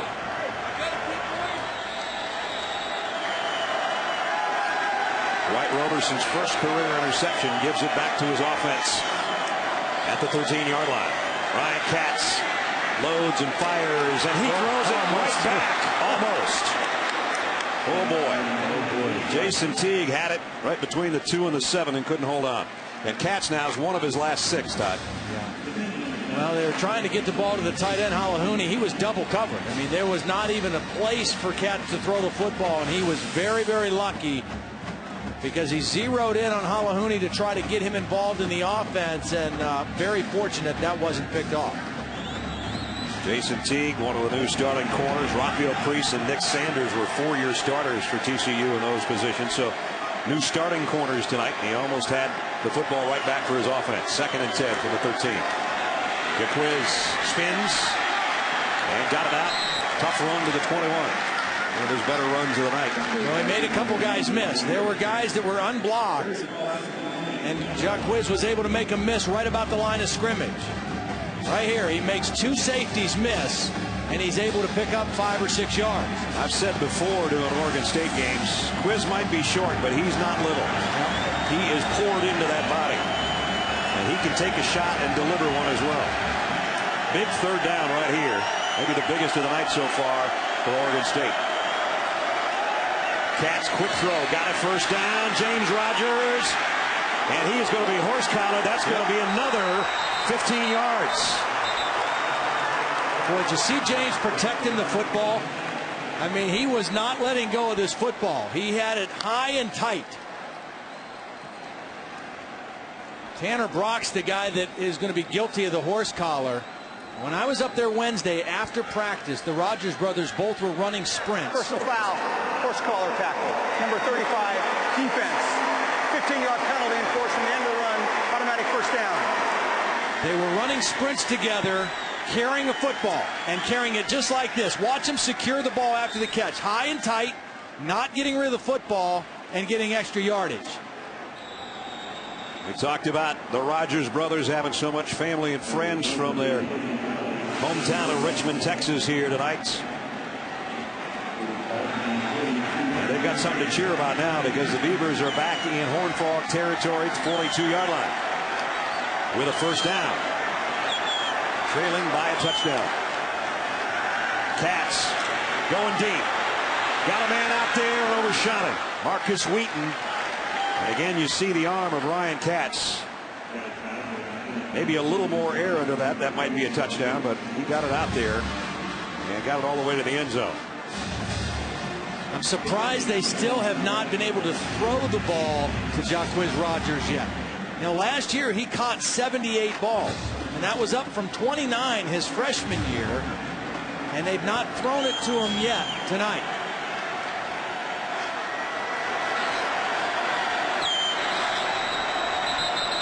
This one will be blown dead.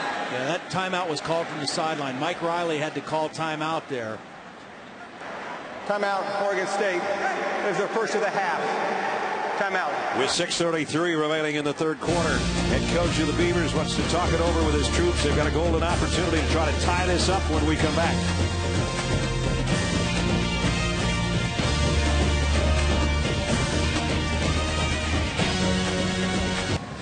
Back at the Cowboy Classic presented by Hampton Hotels. 21-14 TCU with 6.5 to go in the third quarter. With Todd Blackledge and Holly Rowe, I'm Brad Nessler. Nice to have you along on this Saturday night from Arlington, Texas. Oregon State trails by a touchdown. They got it 2nd and 10 though in TCU territory. And deep middle, and what a strike thrown by Katz down to the 22-yard line to Halahouni, and he's still heading toward the end zone.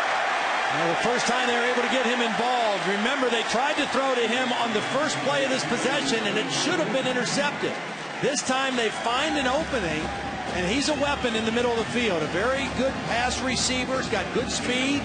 Had 35 catches a year ago and does a nice job of hanging on to the football at the end of this catch. Got it down to the 17, 25-yard pickup. Now it's an I backfield with Darkins, a fullback in there. One of the few times tonight we've seen this formation. Play action. Pass. Going to the corner where nobody's home. Let's check in with Reese Davis.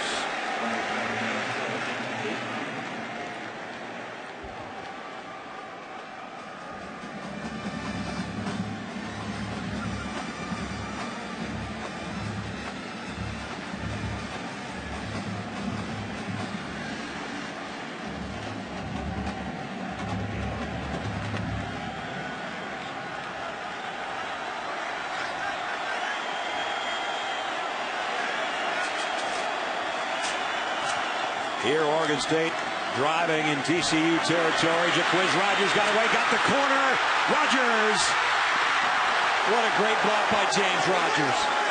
James Rogers said in that soundbite he likes to try to give his brother a two-way go. That means you want to just size up your man and let him go in or out.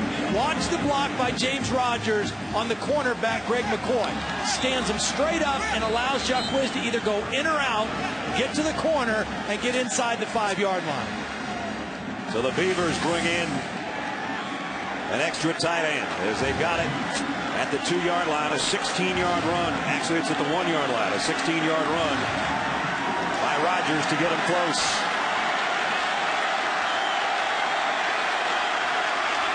Quiz again, tiptoes in, touchdown.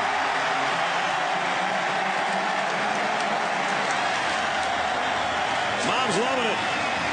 So are all the Oregon State faithful. We're a point away from a tie game again.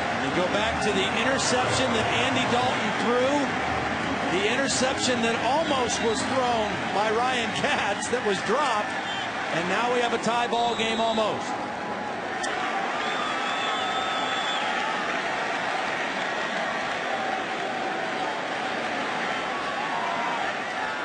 Justin Cahoot for the third tie of the night. It's up and good. Now Andy Dalton knows what his job is. Try to get the football back in Oregon State's end, but not make a mistake. Remember this? This was the first play of this scoring drive. Almost threw it right back to him. As it turned out, they got it inside the 2, and Quiz took it in to tie the ball game up.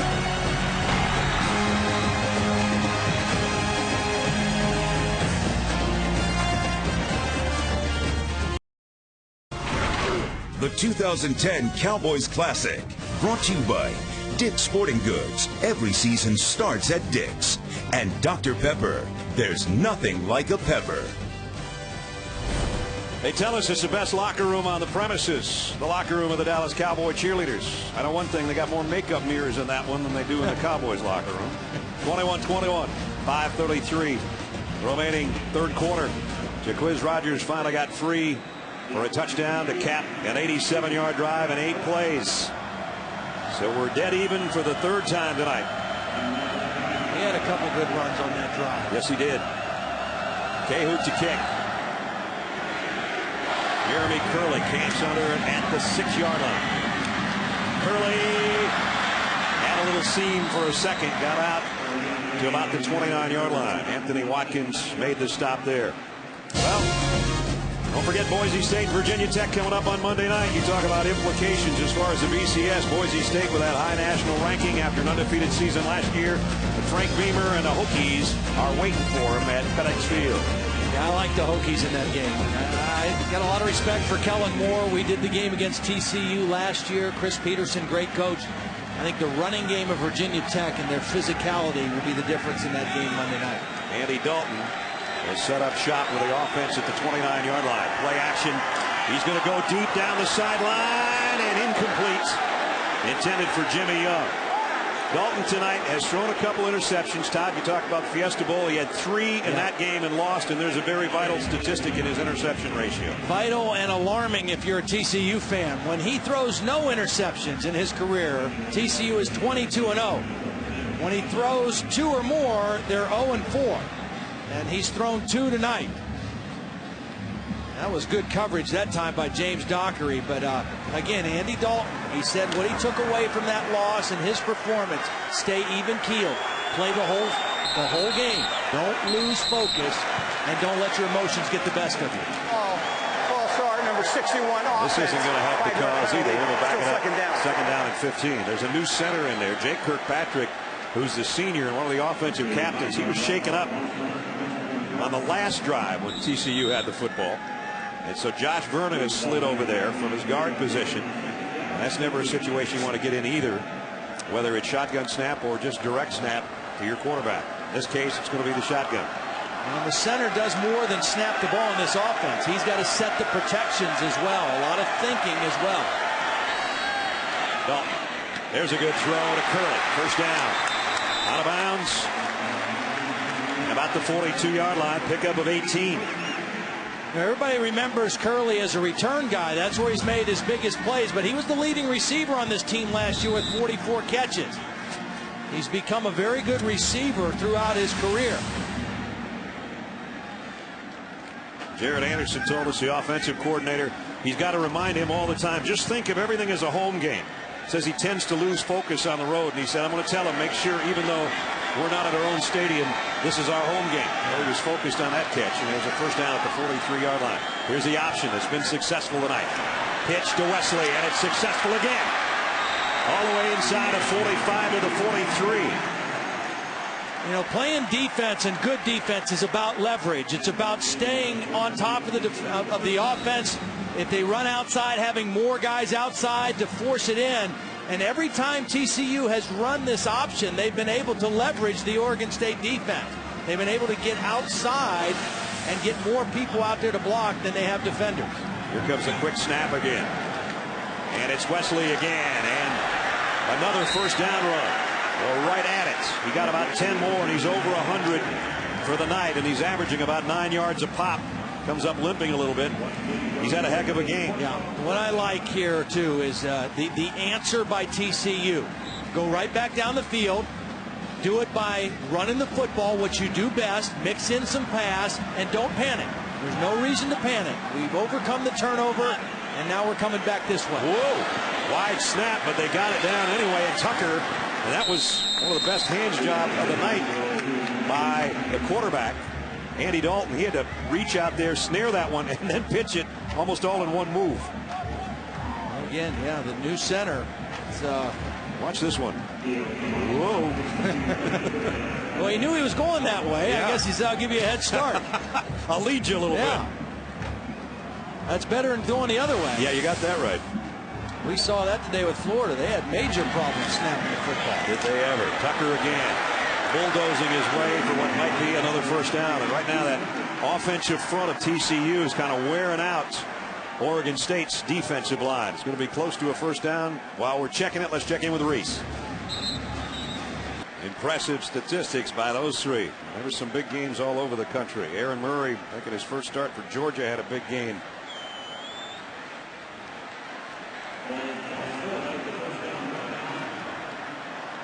Tuimane was shaken up on the play and came to the sideline while they're measuring, and they're about a link shy, or just that clip that's on the end of the links, whatever that's called. We'll just call it the clip. So it's going to be third down and a clip.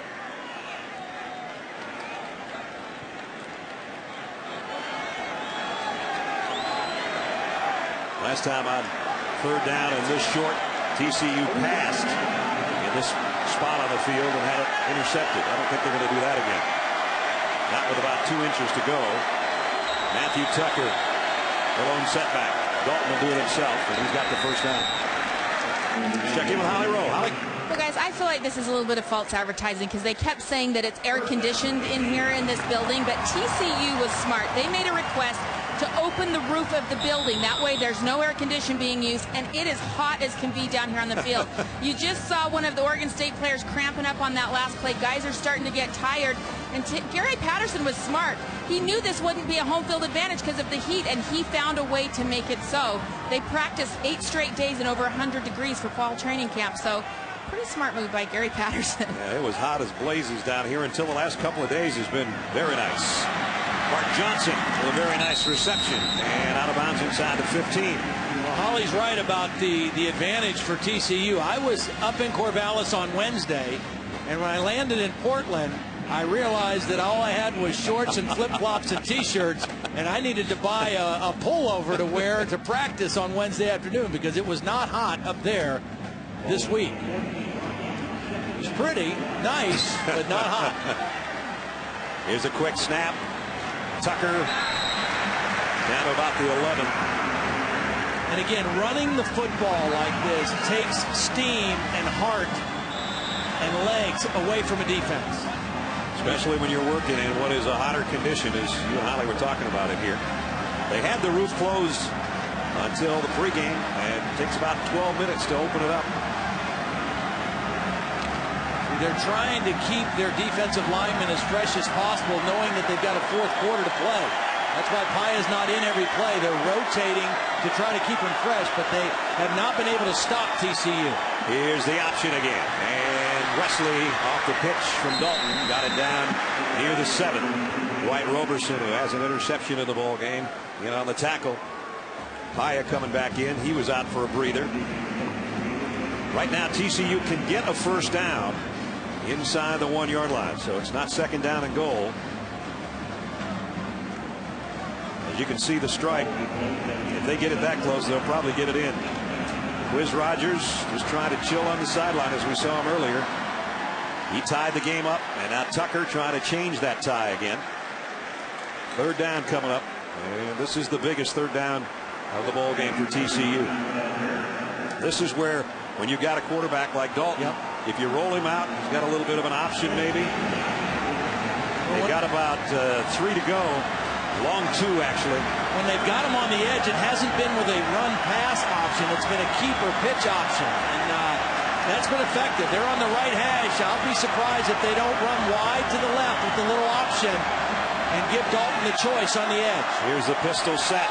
Third down and long two. He rides it and keeps it and scores it. Touchdown.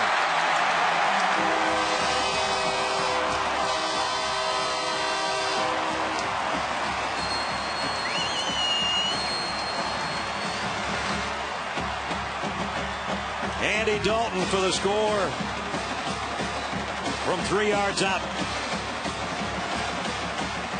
Well, watch the defensive end, Taylor Henry, 91, just crashed right down on the back, and it left a little hole, a nice seam there for Andy Dalton to squeeze in.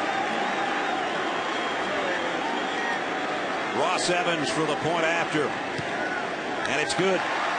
And another lead change back in the favor of the Horned Frogs. And for the 6th time tonight, Andy Dalton on a third down situation picks up a first down rushing.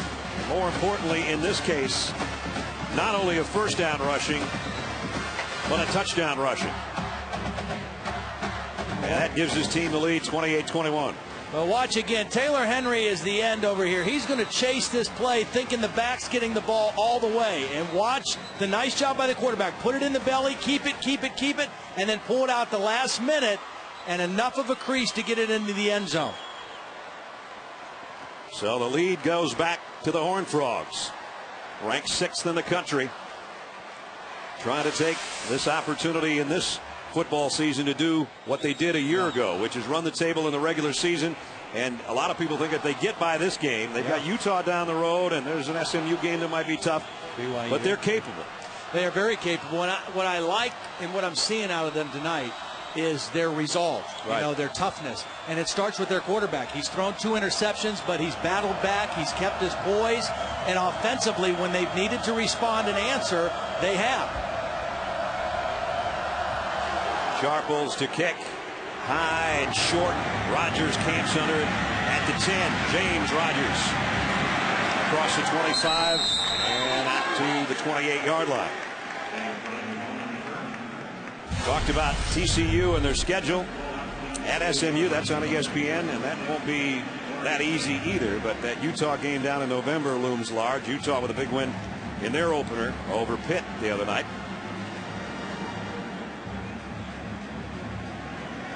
I agree. Gary Patterson told us, with this game against this opponent, it's not about style points. It's about winning by 1 more point. Yeah. And I agree. This is a quality opponent in Oregon State. Right now they're up by 7 points. Can they keep it that way? Draw play. Jaquiz Rodgers with a stiff arm, a stutter move, and then he got planted by 2 guys. And the 35-yard line, T.J. Johnson and Colin Jones. But not before he got 6 or 7 yards. Yep. I mean, he did get planted. But this is another good run for Jaquiz. A little delay draw. He breaks the tackle attempt by Colin Jones.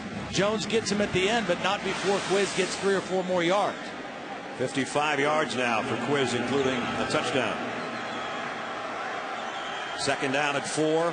James Rodgers coming the other way, and Big Brother's got a first down. And there you see the idea. When you say a guy plays bigger than he is, that's a perfect example.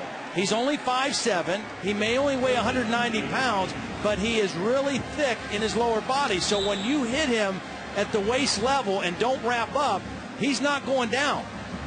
Watch T.J. Johnson. Doesn't wrap him up. He just sheds that tackle and gets the first down. At the 44-yard line as the third quarter comes to a close. End of 3. Good football game in the Cowboy Classic. Right now, the home team's got the advantage, but by only a touchdown. TCU 28, Oregon State 21. Hang around. Fourth quarter is on deck.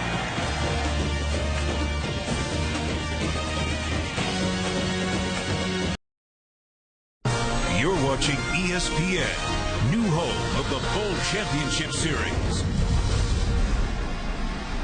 Set to start the fourth quarter of the Cowboy Classic presented by Hampton Hotels. Brad Nessler, Todd Blackledge, Holly Rowe, and our ESPN crew.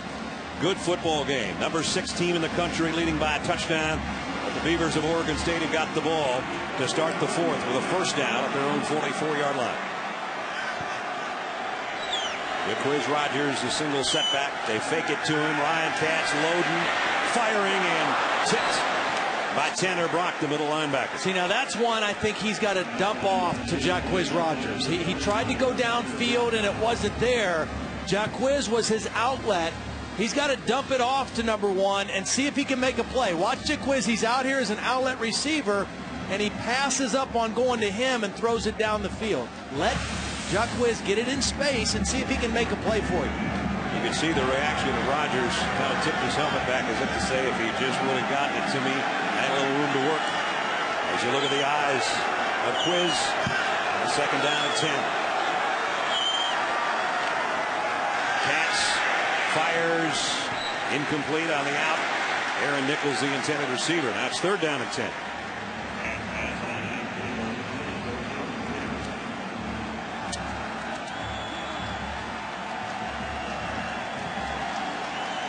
For 23 on the night. He started hot, had 2 touchdown passes in the first half, but he is cooled. There's his third down passing. They need that to go to 5 out of 8 right here on a 3rd and 10. Well, James is right here. That's probably where he's going to look on this play. High snap. Has plenty of time. Got away from the rush, now running for his life, and down he goes. Tracked down by Wayne Daniels, his second sack of the night. A great second effort by Wayne Daniels. They are able to flush him out of the pocket. Daniels doesn't give up on the play, keeps his chase alive, and is able to trip up Katz before he can throw the ball. A lot of times when a quarterback gets outside of the pocket, there's open receivers down the field. Daniels was able to trip him up. You saw Jerry Hughes with a big smile on the sideline, cheering on his former teammate as Daniels doing it like Hughes used to. Here's a nice kick from Heckers. Curley way back at the 10. No fair catch, and he's drilled. Great coverage. 49-yard kick and absolutely no return. Dax Gilbeck got down there on special teams to make the hit. ESPN2's coverage of Major League Baseball and the hunt for October continues tomorrow night. Giants and Dodgers will get together. Sunday Night Baseball presented by Taco Bell. Part of the hunt for October presented by Lee Jeans on ESPN2 and ESPN3.com. 8 o'clock Eastern tomorrow night. This is another one of those critical defensive possessions for Oregon State. They don't necessarily need a 3 and out, but that punt and the good coverage flip the field. They've got to keep TCU in this part of the field for their offense. Dalton got it out to Sky Dawson. They try to get some blockers in front of him, and Dawson spins and fights for about 8 yards out to the 19-yard line. Dawson, world-class speed with a sophomore out of Mesquite, Texas. He'll become more and more a part of this offense as the season rolls along. Talk about speed and world-class speed, including a gold medal. Former Cowboy Bob Hayes here in the Ring of Honor at Cowboy Stadium. Let's check in with Reese Davis. Reese?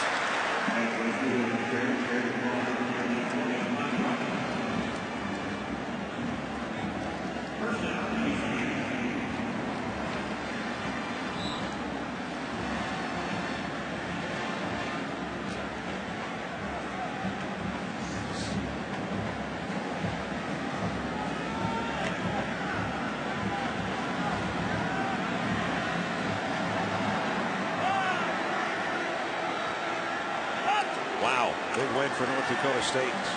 Dalton, out and up too far. Out of bounds. Curtis Clay, the intended receiver, and Brandon Harden was back there defending. 29 victories in the career for this young man, Andy Dalton. One more win would put him in the record books in school history. He would pass, yes indeed, slinging Sammy Baugh, who was an All-American in the 30s here and went on to a great NFL Hall of Fame career. Great punter as well. He won 29 games for the Horned Frogs. And if Andy wins this game and he's up by a touchdown, he goes in the record books with his 30th win in a TCU uniform. And of course, there's a Sammy Baugh building named here And Andy kind of said, maybe they can put me in parentheses or something. He basically just told us the other day, man, to be mentioned in the same sentence with Sammy Baugh, are you kidding me? Well, here's the play right here for Oregon State. They did a nice job on first and second down. Maybe the longest third down play TCU has had tonight. 3rd and 8+. They've got to come up with a stop. They still could get good field position after a punt if they get a stop here. But in long yardage, they're 0 for 2 on these third downs. Big play by both teams, for both teams, right here. Dalton over the middle, crossing pattern. Is it going to be enough? No, it's not. Nice defense by Michael Doctor.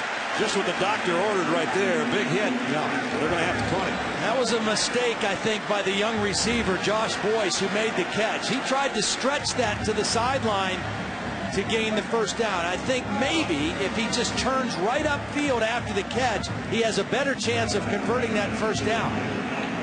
So now, Anson Kelton, that 280-pound punter, set to kick away to the 188-pound James Rogers.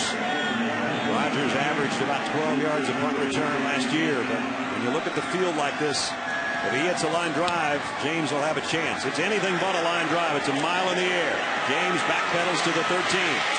Got by 1. James Rogers, 20, 25, out to the 27. Did what he could.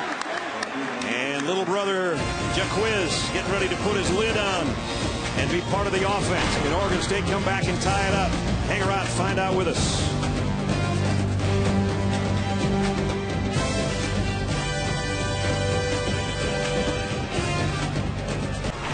The 2010 Cowboys Classic is presented by Hampton Hotels. At Hampton, we love having you here. And in part by Lee. Getting comfortable never looked so good. We've got a great one going on here at the Cowboy Classic. We'll have another one for you in the All-State kickoff in the Capitol as part of Dick's Sporting Goods kickoff week, Monday night, 8 o'clock. Boise State ran the table a year ago. They're ranked 3rd in the country, and Virginia Tech number 10 at FedEx Field. First down, Oregon State trailing by a touchdown with 11:13 remaining. Jaquez Rogers, a tough 4 yards. Tank Carter as we check in with Holly. Well, all preseason, all anyone said around here is, what in the world will TCU do without Jerry Hughes? And Jerry, I'll ask you, how do you think they've done so far without you? I think they're doing great right now. They're up in the game, they're winning the ball game, and that's all that matters right now. Daniels has had 2 sacks in your old position. What is it about how Gary Patterson teaches defense that allows you guys to be successful? Oh, you know what? He takes that speed and he kind of just molds it and puts it on the field. Wherever he can get that speed on the field, he's going to do it. And, we got a great defensive line coach with Dick Bumpus. He does a great job of coaching us, teaching us moves, and just getting us out there.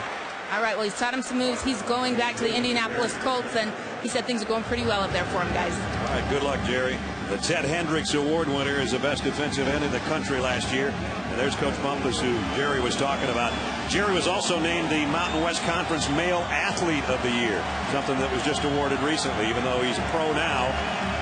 He was a great amateur here with TCU. A huge 3rd and 1. The up man's got it, and the up man's got the first down. That was Jaquez in the fullback position with James behind him. That's 2nd or 3rd time they've shown that formation tonight. I mean, you just see the toughness of Jaquez Rogers. Here's the smallest fullback in football right here. That's exactly right.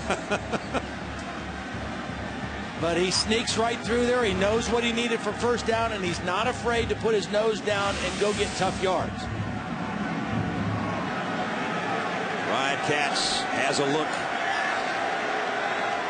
with Rogers behind him on first down. Fakes it to him. Wants to go deep on the sideline, and James Rogers broke it up. Wow, Greg McCoy, a great closing burst, or it would have been a touchdown. He had a great closing burst, and because Ryan Katz had to kind of double clutch this throw, he wasn't able to get enough on it. Rogers has him beat with the stop and go. But the ball hung in the air a little bit, and McCoy was able to close the gap, but it's because Katz had to kind of pull it down and reset because of the pressure and got the throw off a little bit late. McCoy, by the way, is a 4.3 240 guy, too, so there's no lack of speed out there. And he and James Rodgers have had a battle all night, including that last play. Second down at 10 for the Beavers. Cats in the gun. Time to throw, but it's high and through the hands of Aaron Nichols. That one he had too much on. Well, and I think Ryan Katz, the youth and inexperience of Ryan Katz is starting to show up a little bit more in the second half. 2 of 9 now in the second half. And he's missed his last 5. And see, that was an easy one. You know, the play before was a nice play by McCoy. That was an open receiver, and he just made a poor throw. And now he's got a 3rd and 10. And the purple-clad Horned Frog fans up again and making noise for the defense. Oregon State's going to have to earn this one. 3rd down and a full 10. High snap, draw play. Quiz Rodgers trying to dance his way to the sticks. He won't get there, but he did get to the 45, where it's going to be 4th down and 3. Still a lot of time left in the ball game. You're playing field position right now if you're Mike Riley as well. You flipped the field on the last exchange. You didn't get a score out of it, but at least you've got Hecker in a position to pin TCU back again. He's got to have a solid kick here and not let Curley make something happen on the other end. Remember, his short punt to Curley resulted in the late second quarter touchdown by TCU. The last time he came out to kick, he blasted one. Snaps a little low, he handles it, and he kicks it high in the air, and it's going to have to be a fair catch by Curley at the 16-yard line. 8:27 remaining in the football game. TCU has got the lead and the ball when we come back.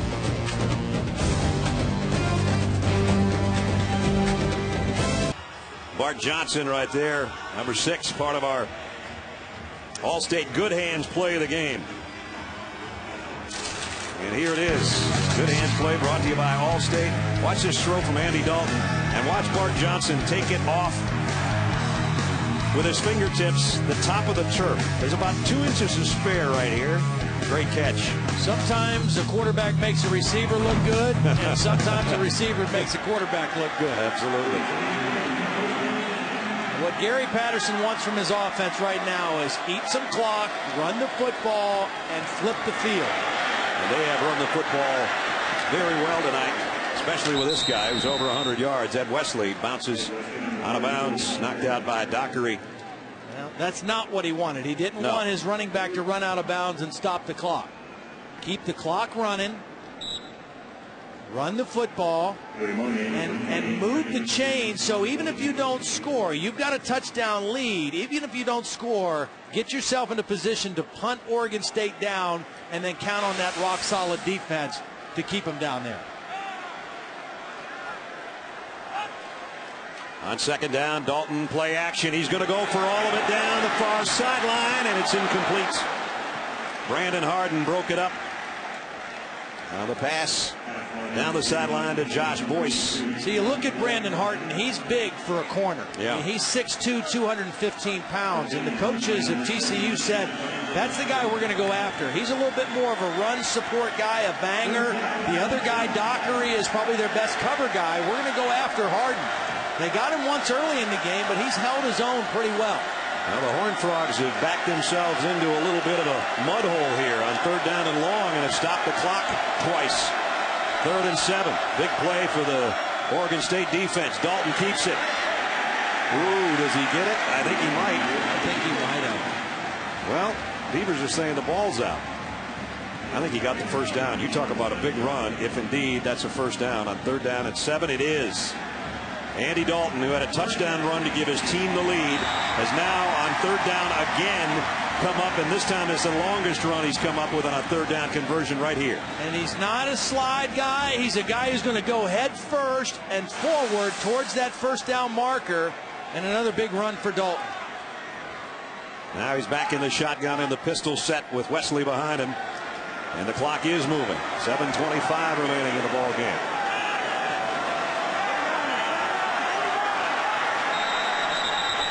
Looked like they were. I don't think they got the play off. Delay a game. Offense. 5-yard penalty. Still first down. Todd, you know, I'm sure And it may have happened today in Georgia Tech's game or maybe a Navy game. I don't know that I've seen so many third down conversion runs by a quarterback. I'm sure Joshua Nesbitt probably had 4 or 5 today, but Dalton's got 7. For a team that's not really known as an option team, yeah, you're right. They back themselves up here. 1st and 15, but again, the clock's going to move its way inside the 7-minute mark. Leading by 7, 6th-ranked TCU. Quick throw in the flat to Curley. He wants to stay in bounds, get what he can, and he does both. And he's almost got another first down. On a 9-yard pickup for Jeremy Curley. Senior out of Hutto, Texas.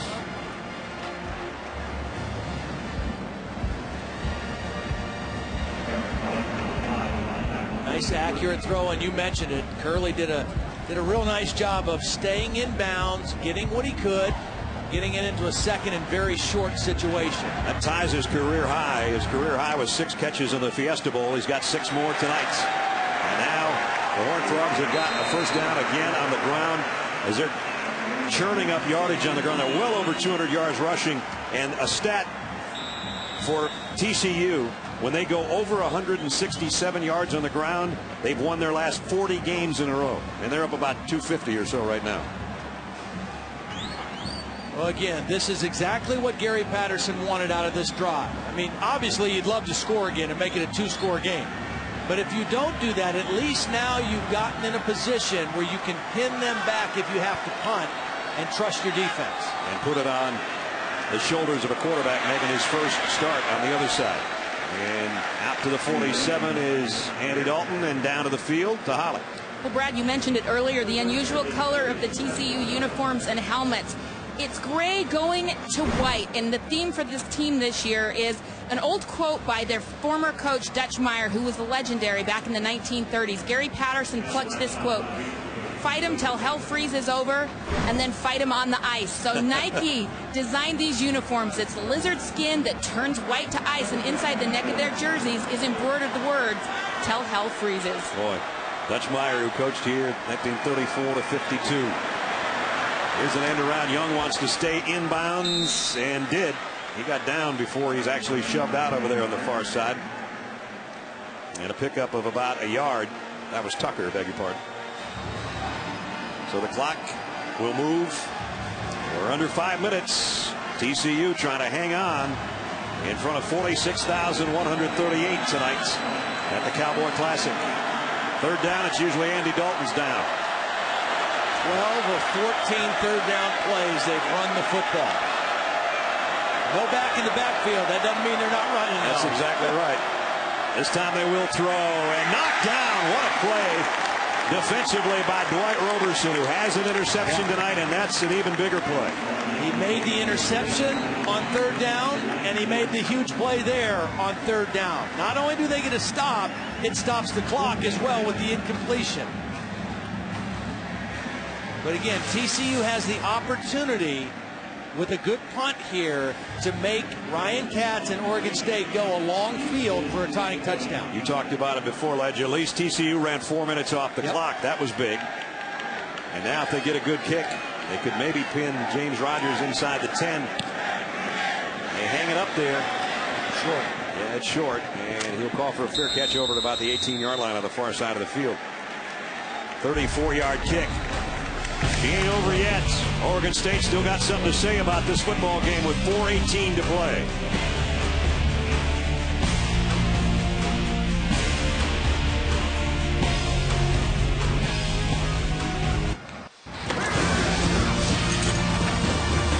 Primetime college football presented by Hampton Hotels. It's a Cowboy Classic in Arlington. Oregon State, we talked about their slow starts under Mike Riley. They're 1-12 in pre-October games, which includes a late August game. That's why we say pre-October. Well, right now they've got still time to do something about it. 4:18 remaining, but they trail by a touchdown. Remember, they got Boise State also in the first 3 weeks of the season. They wanted to get off to a hot start here, but they could upset TCU on the road. They got a long ways to go from the 18-yard line. Katz is changing the play completely at the line of scrimmage. This first play is very important.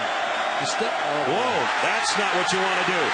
Katz is going to kick it out of the back of the end zone. Safety. TCU 2 more.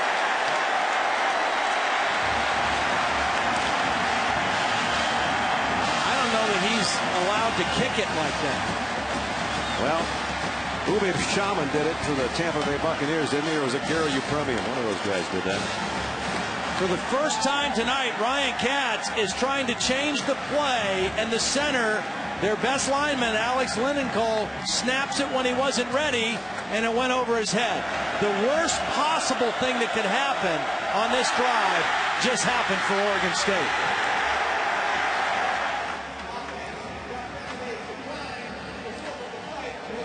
Yeah, it is a penalty. He's not able to kick. It's an illegal kick, but the result of the play is still a safety.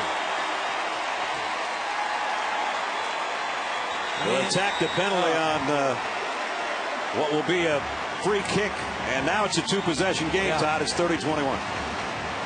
There just could not have been anything worse other than an interception return for a touchdown that could have happened right there to TCU or to Oregon State. I don't know if Lindenkolb didn't have the count or Katz just wasn't ready. Whatever, it's the worst thing, as Todd said, and we saw Florida have that happen to them today. And you see the linemen down there, they're all talking about it. Meanwhile, Ryan Katz would just like to have another opportunity. He's on the headset, but he might never get the football back now. Not the way TCU's been running the ball.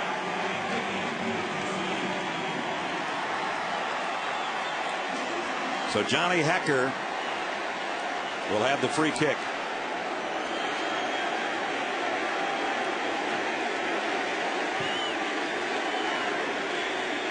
Curley and Clay are the deep men.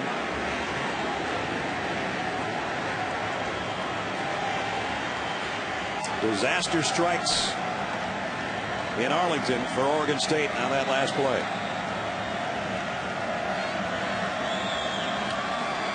And not a good free kick either.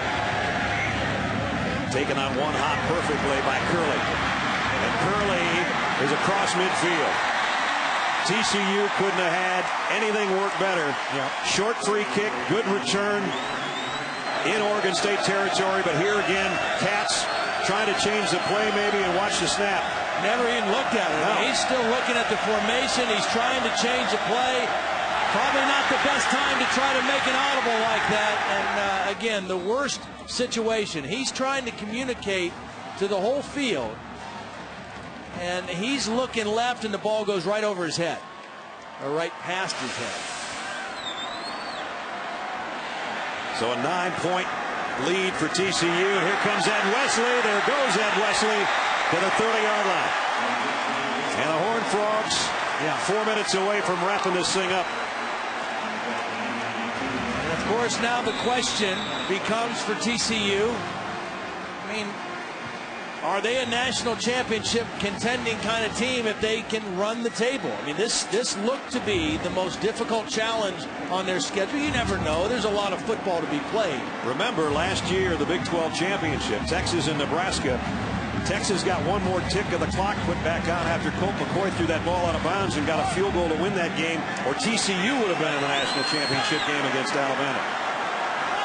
They got a long ways to go. We got about 13 more weeks to think about that, I guess. Yep, you sure do. Down to the 25 is Wesley. Another pickup of 6. Good, solid game for Ed Wesley, the sophomore out of Irving, Texas, as he's been a workhorse tonight. And Tucker, when he's come in there, he's done well too, but over 100 and closing in on his best game ever. Ed Wesley's best game was against Utah, 137 last year. This TCU team returned 16 starters from that undefeated team last year. 9 of them on offense. They lost some key guys on defense. We already mentioned Jerry Hughes, Darrell Washington, middle linebacker, a pair of corners who were 4-year starters. And the offense has carried the team tonight. They've been more physical than Oregon State. I like their offensive line. Yep. Here's Tucker, Dalton rather, keeping it. Play fake to Tucker and got it down within 2 yards of the first down. 3rd down and about 2. Time is of the essence right now. Oregon State needs the ball to pop out or something, or they might not get another chance. Mike Riley will know that one slipped away here.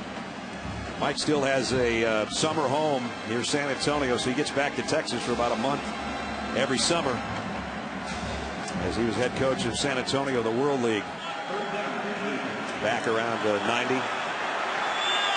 But this trip is not going to be a happy one, it appears, unless the ball will pop out for him.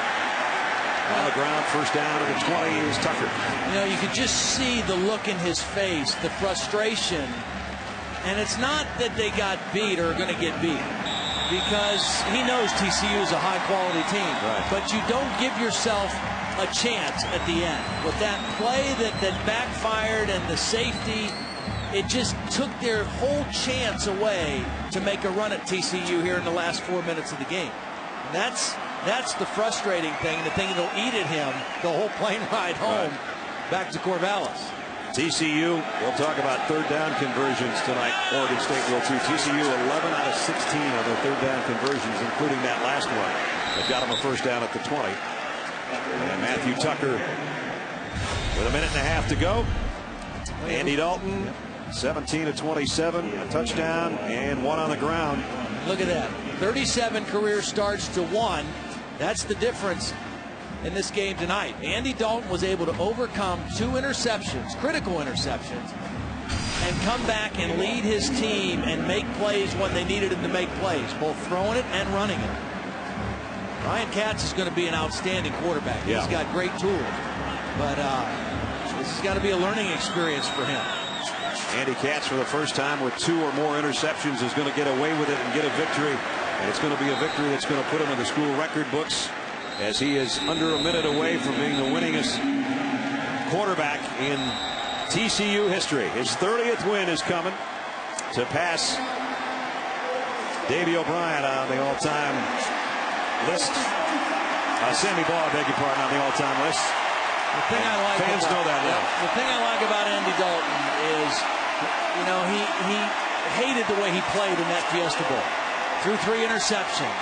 Couldn't wait to get back on the field this year. Said his takeaway from that game was, I got to stay even-keeled. If I make a mistake, I can't let it get to me. I've got to stay the course and be a calm leading and a calm influence for the rest of my team. And he did that tonight. 7 third down conversion runs by just the quarterback alone. And what will end up being a 3-yard touchdown. That's the winning touchdown that put him up 28-21. So now 47 seconds remain. They come back out on the field. Oregon State, you see the yellow dashes underneath the Beavers down there on the bottom. That's their remaining 1 timeout. TCU's got all 3 left and they don't need them. But here's another third down. And wouldn't shock me if Andy Dalton ran the ball. Matthew Tucker's back there with him in the Horned Frog backfield. Here's Dalton. Didn't get the first down this time, but he's within about a yard of it as we check in with Reese Davis. Reese?